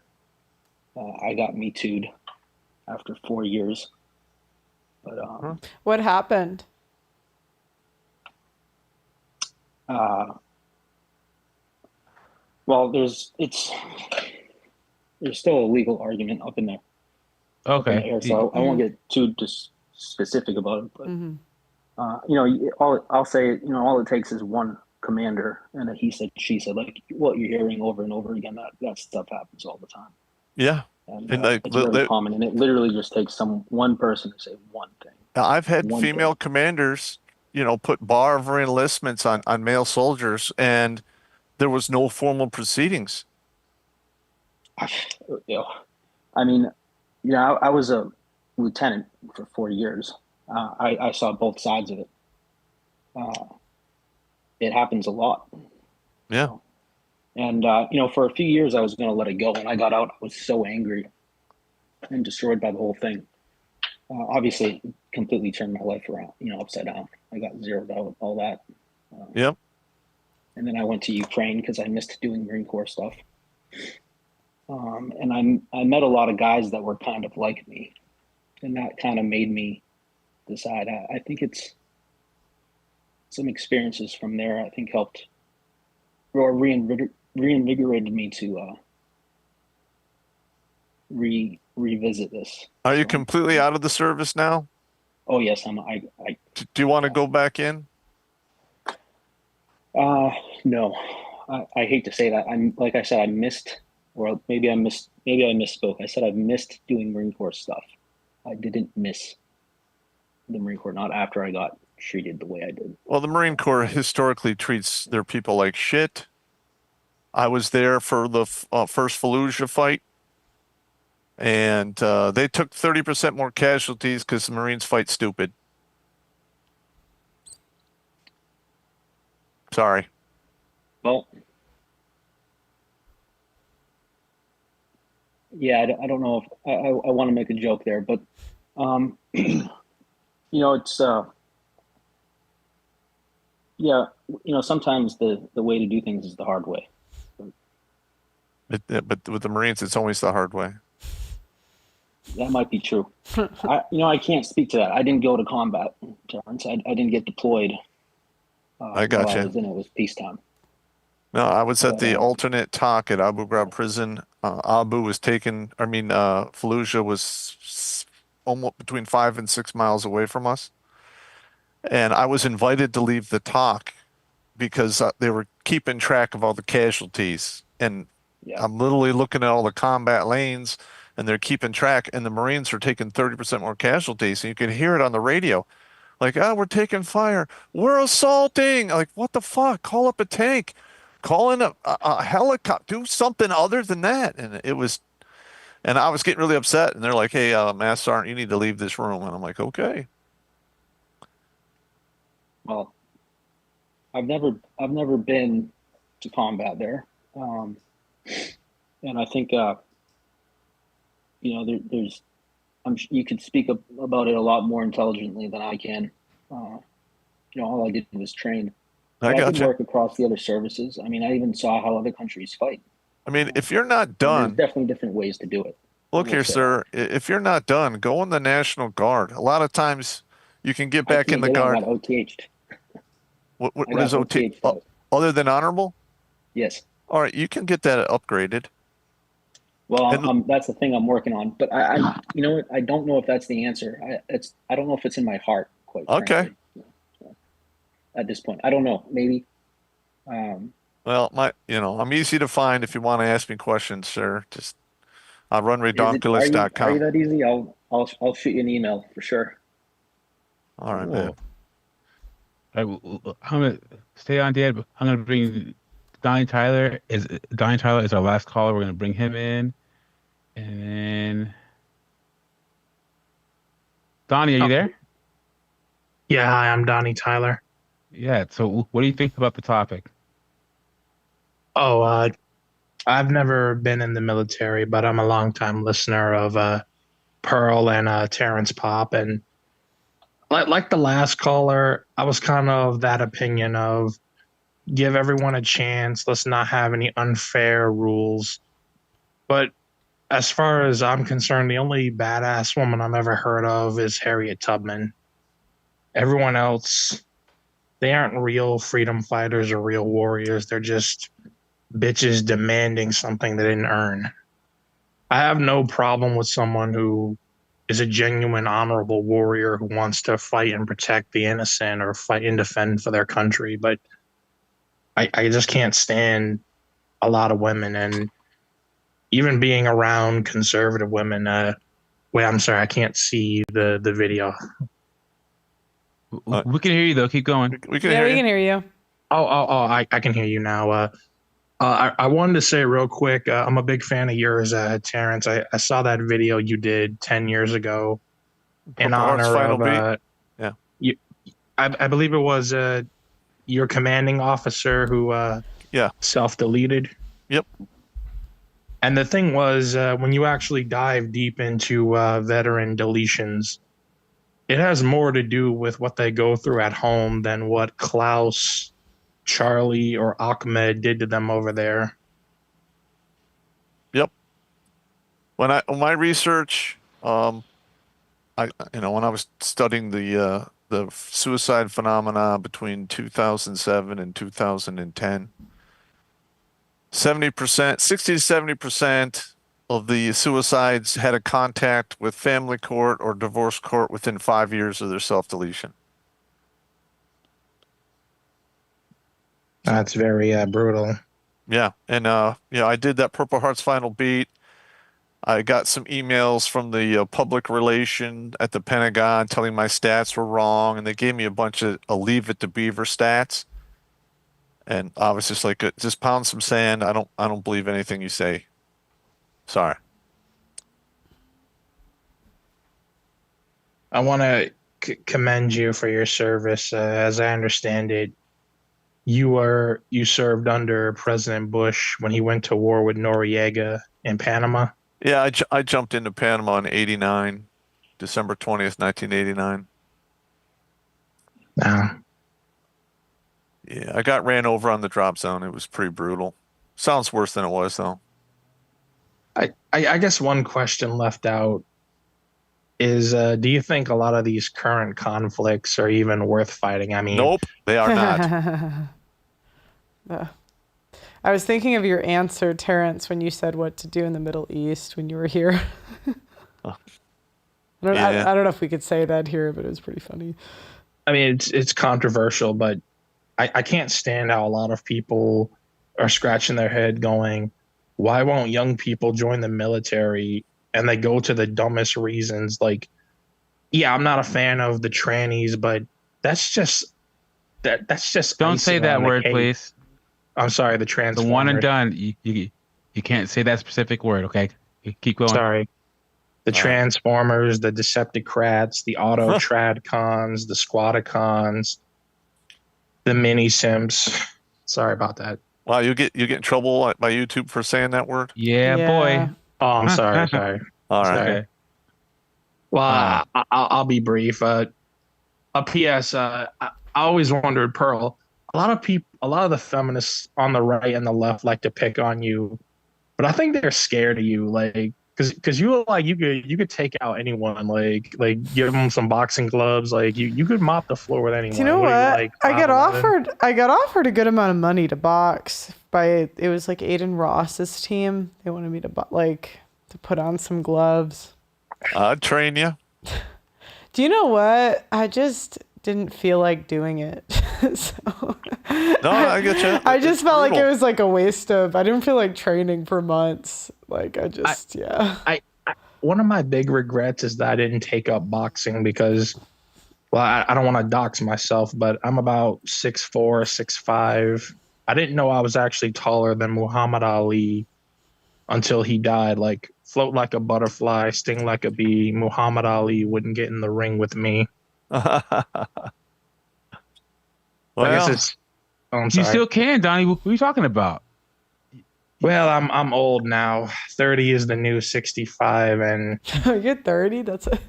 You can box. I know, man. We talking You about have time. I retired from the ring at 32. Yeah, you go out there. You know, here's the thing: go out there and start, and just see if it's for you. Just go Just do out some there. amateur stuff. Yeah, go for it. Get in the ring once or twice. Well, I guess my amateur. I don't want to take up too much time. I guess there's one thing I'd like to ask you, Terrence. It's just I've noticed I've fallen into kind of a downward spiral in a way. Like I don't know. Like in a way, I've kind of like given up on life. Like, not too morbid, but I don't know. It's like You're dead you ever inside and fail- you're waiting for the funeral. No, not that far gone. But it's like, have you ever like failed at something you wanted to do, and that's like you couldn't trust yourself? Yeah. I mean, that has happened a few times. The best thing to do is, pick some activities to rebuild your confidence, and that'll help you to drive on. Yeah. And I guess you only fail when you truly quit. So. And have you ever been married?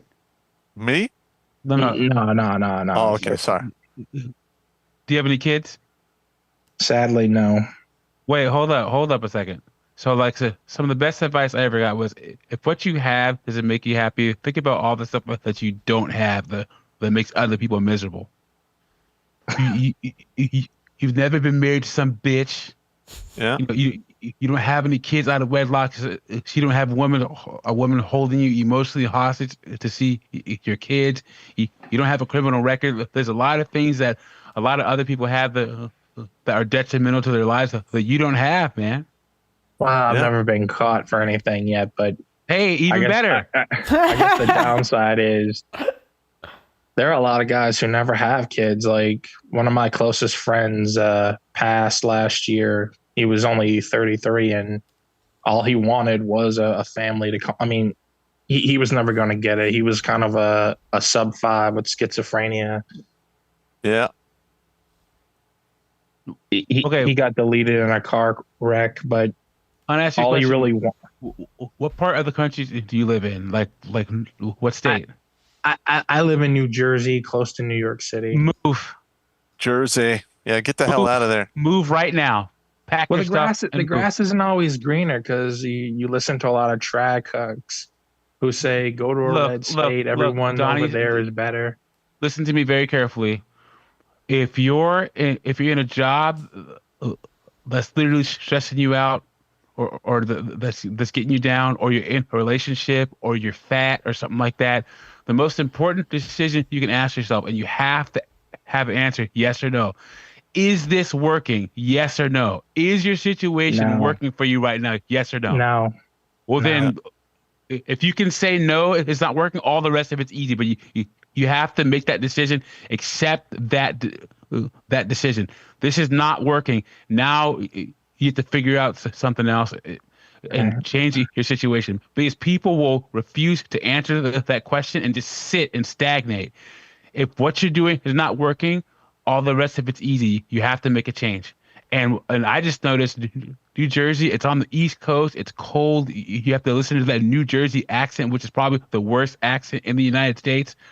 Move. Well, actually, no. Like New Jersey weather, we get the 4 seasons. In fact, a based earth science teacher I actually had told us, if you actually understand geology, the New Jersey, New York City area is actually geologically one of the safest places on planet Earth. No earthquake activity, light hurricanes, like don't have to deal with tornadoes or volcanoes. Yeah, but how's that? You have to deal with progressive liberals. Yeah, and we got to deal with liberals everywhere. But I guess it's like it's home for me, so it's like it's not really a location thing that's really the problem. Like it's more me reacting to setbacks, and like even though I hate liberals, they're not the real cause of my problems, to be honest. Okay. Outside of taxes and gun control and stuff like that, the stuff Aaron Clary would talk about. I gotcha. Because it's not like living in a red area is like a paradise. It's like a land flowing with milk and honey. There are no. Have you been to Texas? Only once. Only one layover flight. San to Antonio, Mexico. Austin, Dallas. Amazing. I've always wanted to see the Texas Ranger Museum, see where the Buffalo Soldiers and the Texas Rangers fought the Comanche. So take a That trip. would be cool. Take a trip. I recommend Dallas or San Antonio, and I'm telling you, pack your stuff and move. All right, I'm gonna get going because the queue probably has a lot of other guys who want to get on. Thank you for your service, Terrence, and I appreciate what you've done. If you want to talk, you just send me an email. Yeah, please reach I have out no to problem Terrence. helping you out, man. Okay, thank you, Doug. Thank you, Pearl. Thanks for Have a good one. calling. Calling anytime, okay? All right.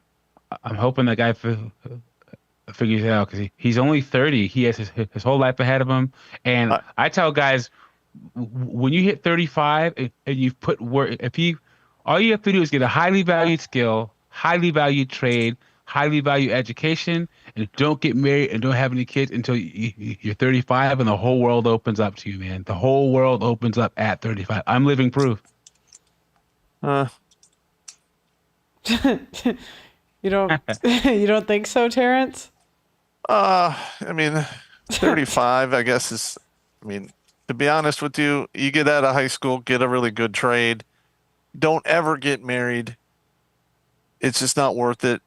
Even if you do get married, there's a high degree you're going to watch your kids grow up and fast forward, or you're not going to get to see them at all. You're going to get wrecked in divorce. 80% of divorces are filed by women, 90% if they're college educated, 85% of the time she's going to get custody. I've seen women get custody who've been convicted felons, active prostitutes, women in drug rehab. It's absolutely disgusting.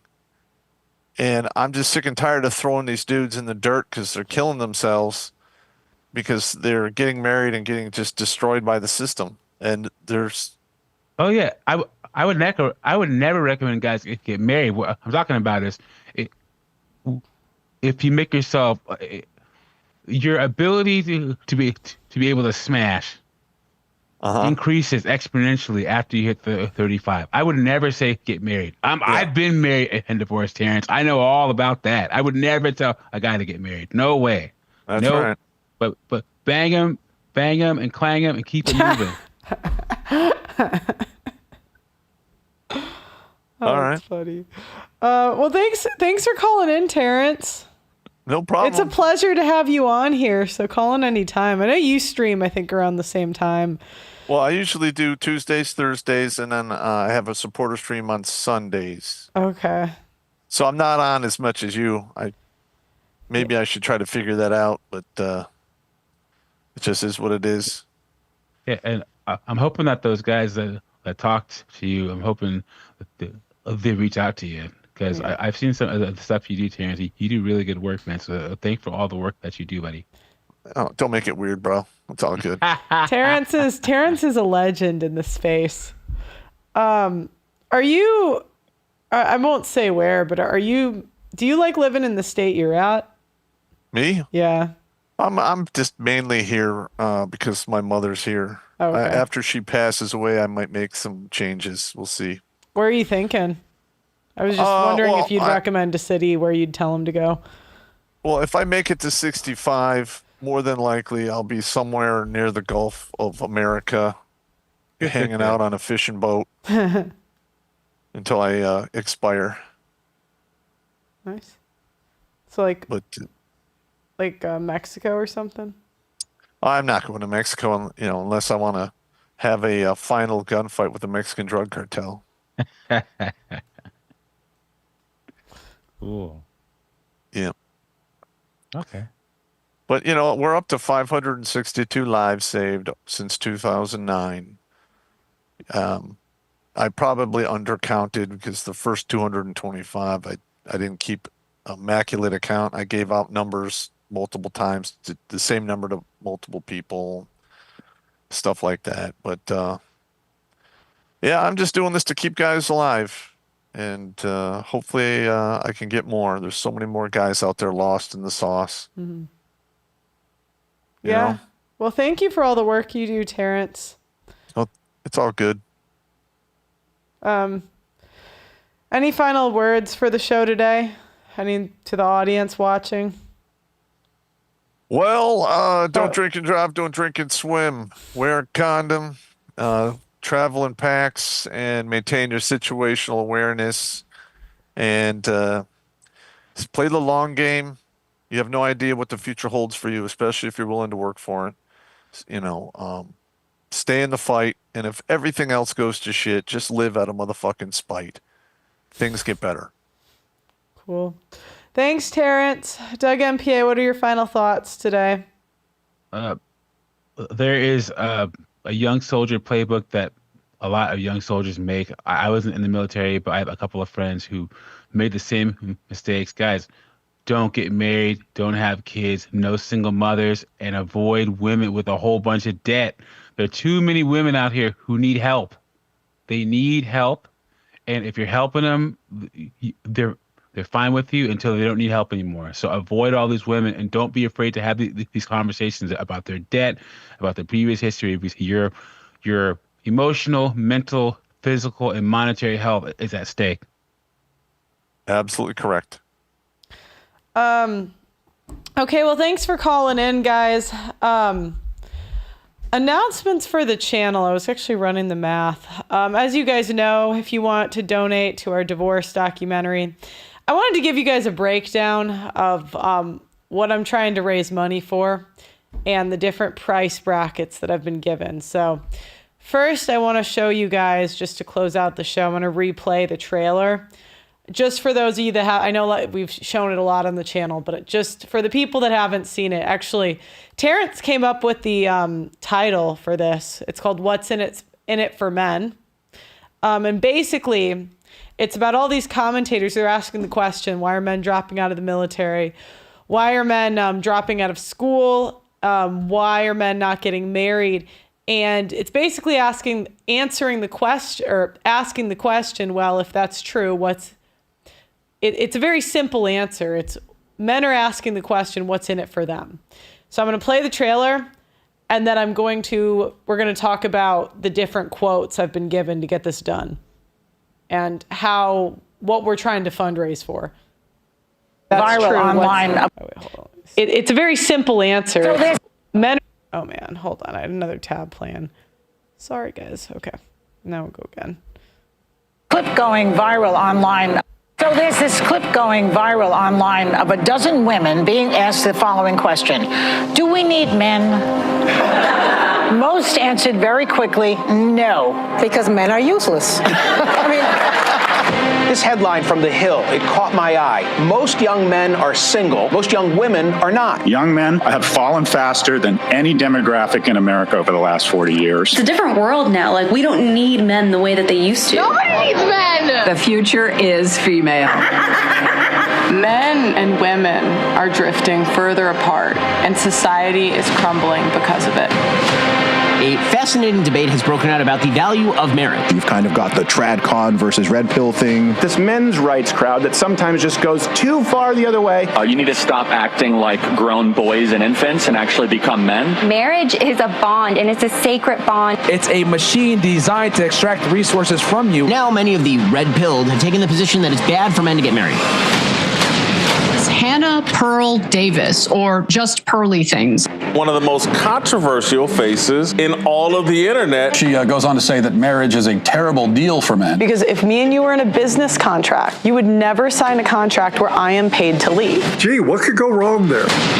74% or something of divorces are initiated by women. Men have everything to lose, primarily their own children. Men get killed by the courts and by divorce laws. I had no idea that courts of family law were courts of equity, not courts of law. Because in family court, you don't need evidence to accuse someone of abuse. You need no evidence. When you guys say get married young, a lot of these men don't know what they're signing up for, and you're not going to be there when their entire life falls apart.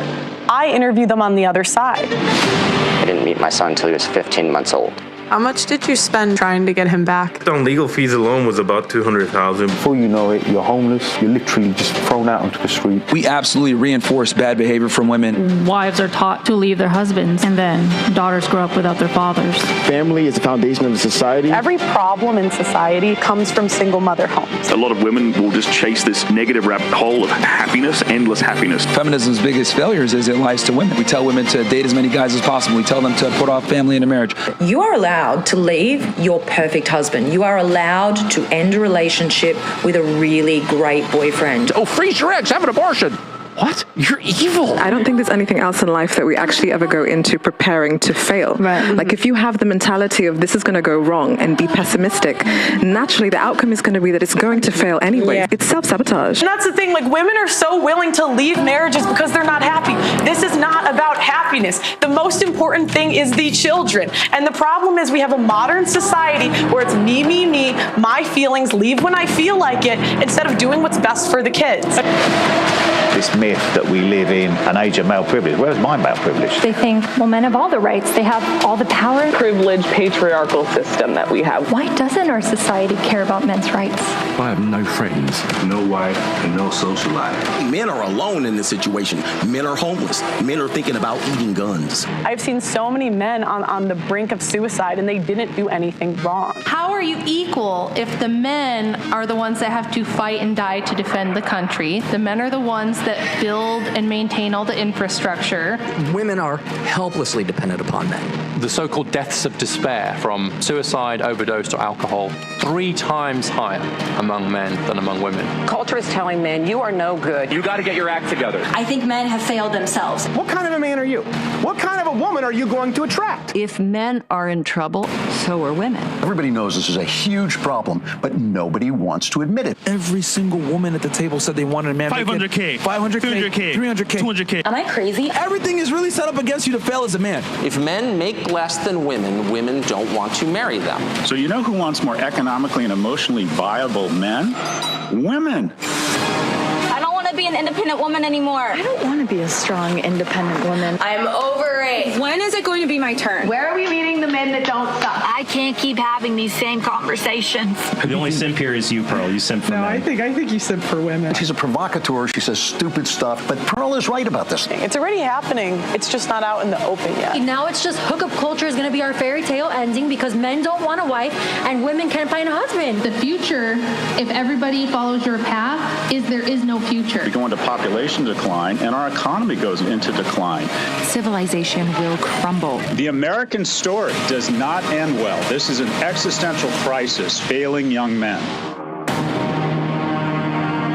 All right, so you guys get the idea. I don't know why I can't hear my playback. Can you guys hear me?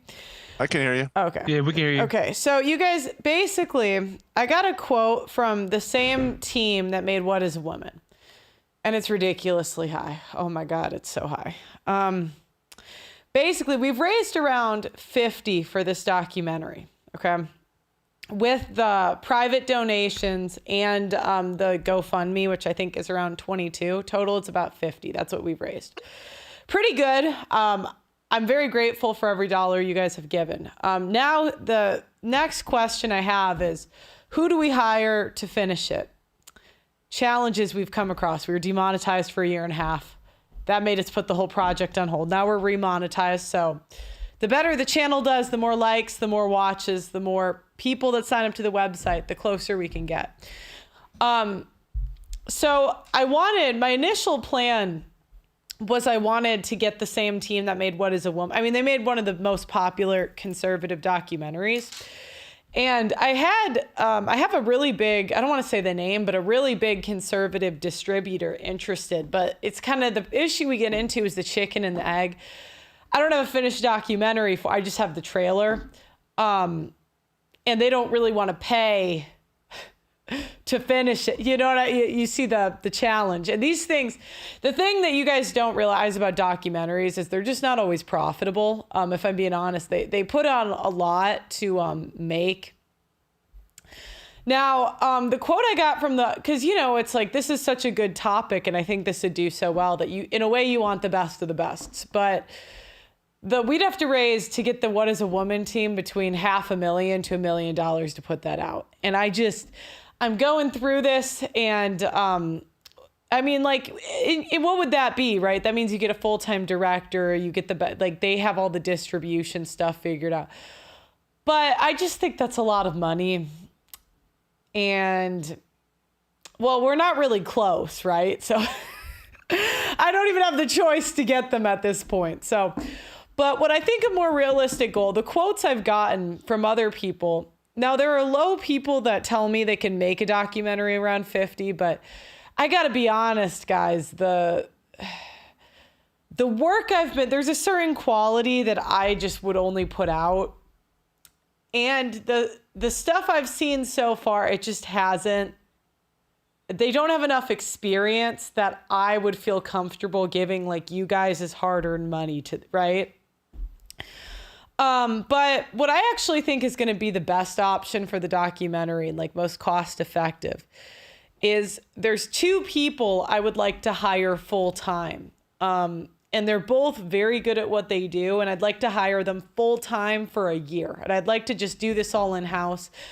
I don't see why I have good cameras. I don't really see why I need to bring this out of, and I want to bring in 2 people in house full time and just use our stuff. Like, I just don't see the point of outsourcing stuff. It's gotten me in trouble before. It's waste. I don't really want to talk. But anyways.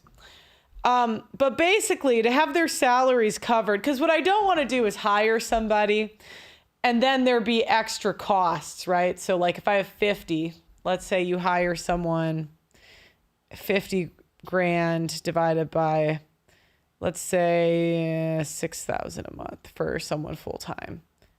Wait, hold on. 50 grand divided by 6,000. I'd like 2 people. I'd like one would be a director and one would be a full-time editor. The editor would still be up in the air, but I want somebody in-house, in person, and I can see exactly what you're doing because I've taken some guys, and people just love taking your money. I swear. So, sorry.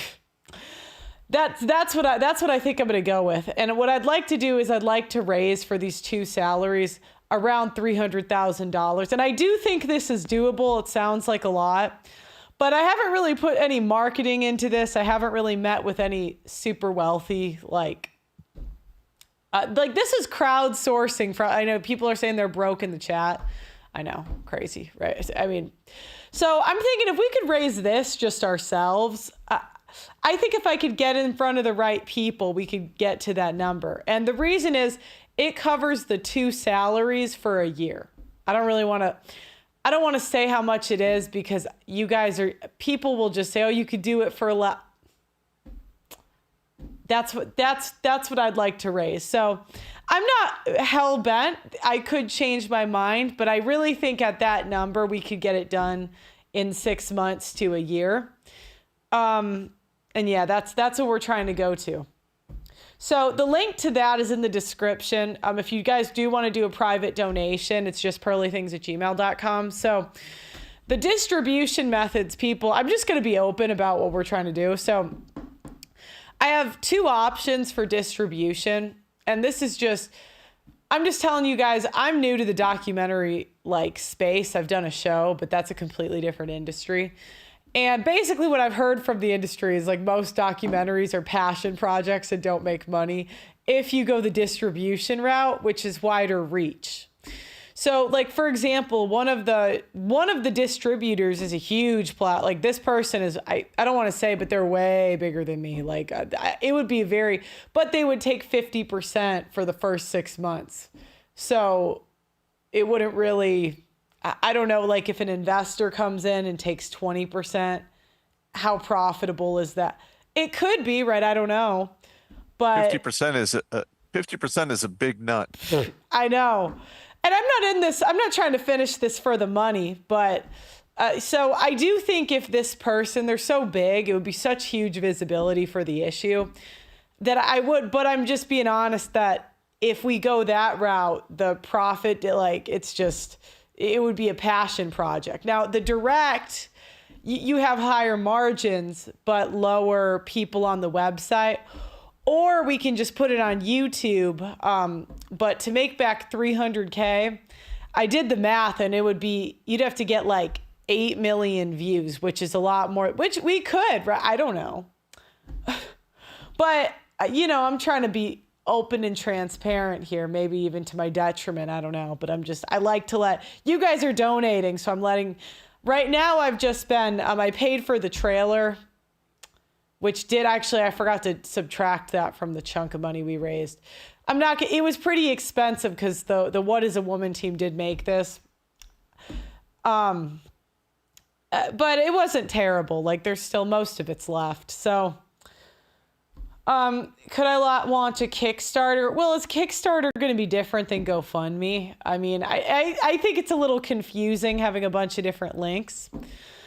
But could I sell it to the Daily Wire? I mean, I've talked a lot of shit about the Daily. I don't know if they'd want to buy it from me. This is kind of a hit piece on them a little bit. You know what I mean? Like, they're kind of clipped up in this and that would be my concern is they have the Daily Wire pushes marriage. So if I was to sell, I don't think they'd want it. That's the problem. And I want you guys to understand in media, you make $8 from women, you make $2 from men. There's a reason women make 80% of consumer buying decisions. Because men, you guys, I mean, even I'm talking about this documentary and you guys are like, I'm broke. I know you don't want to, women spend money on things that don't make money. Men don't, right? So, that's why this stuff oftentimes doesn't get finished, right? So, but I think my number one, I want to do it in-house. And I want the editor in person, because a lot of people have emailed me, they want to edit. Are you going to be here in office 40 hours a week? Otherwise, please, I'm not, unless you have a crazy, like you've done some big names, I'd maybe I would think about it. But I need you I need you here. Okay. I've taken I've taken an L on this in the past. So I'm just not going to do that again. Don't try to convince me, because I'm just, yeah. So I am going to get this done. We will raise it eventually, but that's about how much I need to finish it. The route I think I would probably go self-produced if we don't take the distribution would probably just putting it on YouTube. But I do think if we went with this big name, it just probably would be a passion project for visibility. And I do think this big name could potentially get us into, like, I don't want to say Netflix because I don't know. I wouldn't be shocked if they had the connections to go there. Anyway, so that's where I'm at with the project. Well, if you want me to assist, just let me know what you need. Do you have $300,000? I wish I did. Do you have 300? Could you bill your ex-wife for it? I wish. Ask Matt Walsh how he marketed his documentary. I've heard he has a Pearl bikini poster in his man cave. Well, the Matt Walsh, they have the like Wright brothers fund all their stuff. So they're like, they know billionaires. That's how they did it. But the problem is you have to understand, guys, a lot of these rich guys, they make money off of women. A lot of people in society make money off of women. And I was actually explaining to my dad the other day. I was like, Dad, you make money off of women. He's like, no, I sell software to men. And because my dad's in like, he sells it to like HVAC, plumber, that sort of thing. And I'm like, but Dad, who pays the plumbers? It's not the men fix their own stuff. And I'm like, you get paid by women. Everyone gets paid by women. But yeah, I mean, I really just think it's really just getting to the 300K mark. We can get it done. We're going to get somebody in-house, full-time editor. That's what I want to do. Well, I guess we'd have to pick and find the editor. But I may be moving in these next couple months and I got to pick the city. So I can't pick, I'm fairly certain I know where I'm going, but I'll know by the end of the week. So I'm not going to, I can't start find the editor because my first question is, what city are you in? Are you willing to come here? If you're not, I'm sorry. Yeah. So that's what's going on. So if you want to donate to that, I believe it's the second link in the first link in the description, or second. Other thing too is we're doing a community. Moving to where I just said I'm not saying yet, but I will tell you soon. So we're doing a community.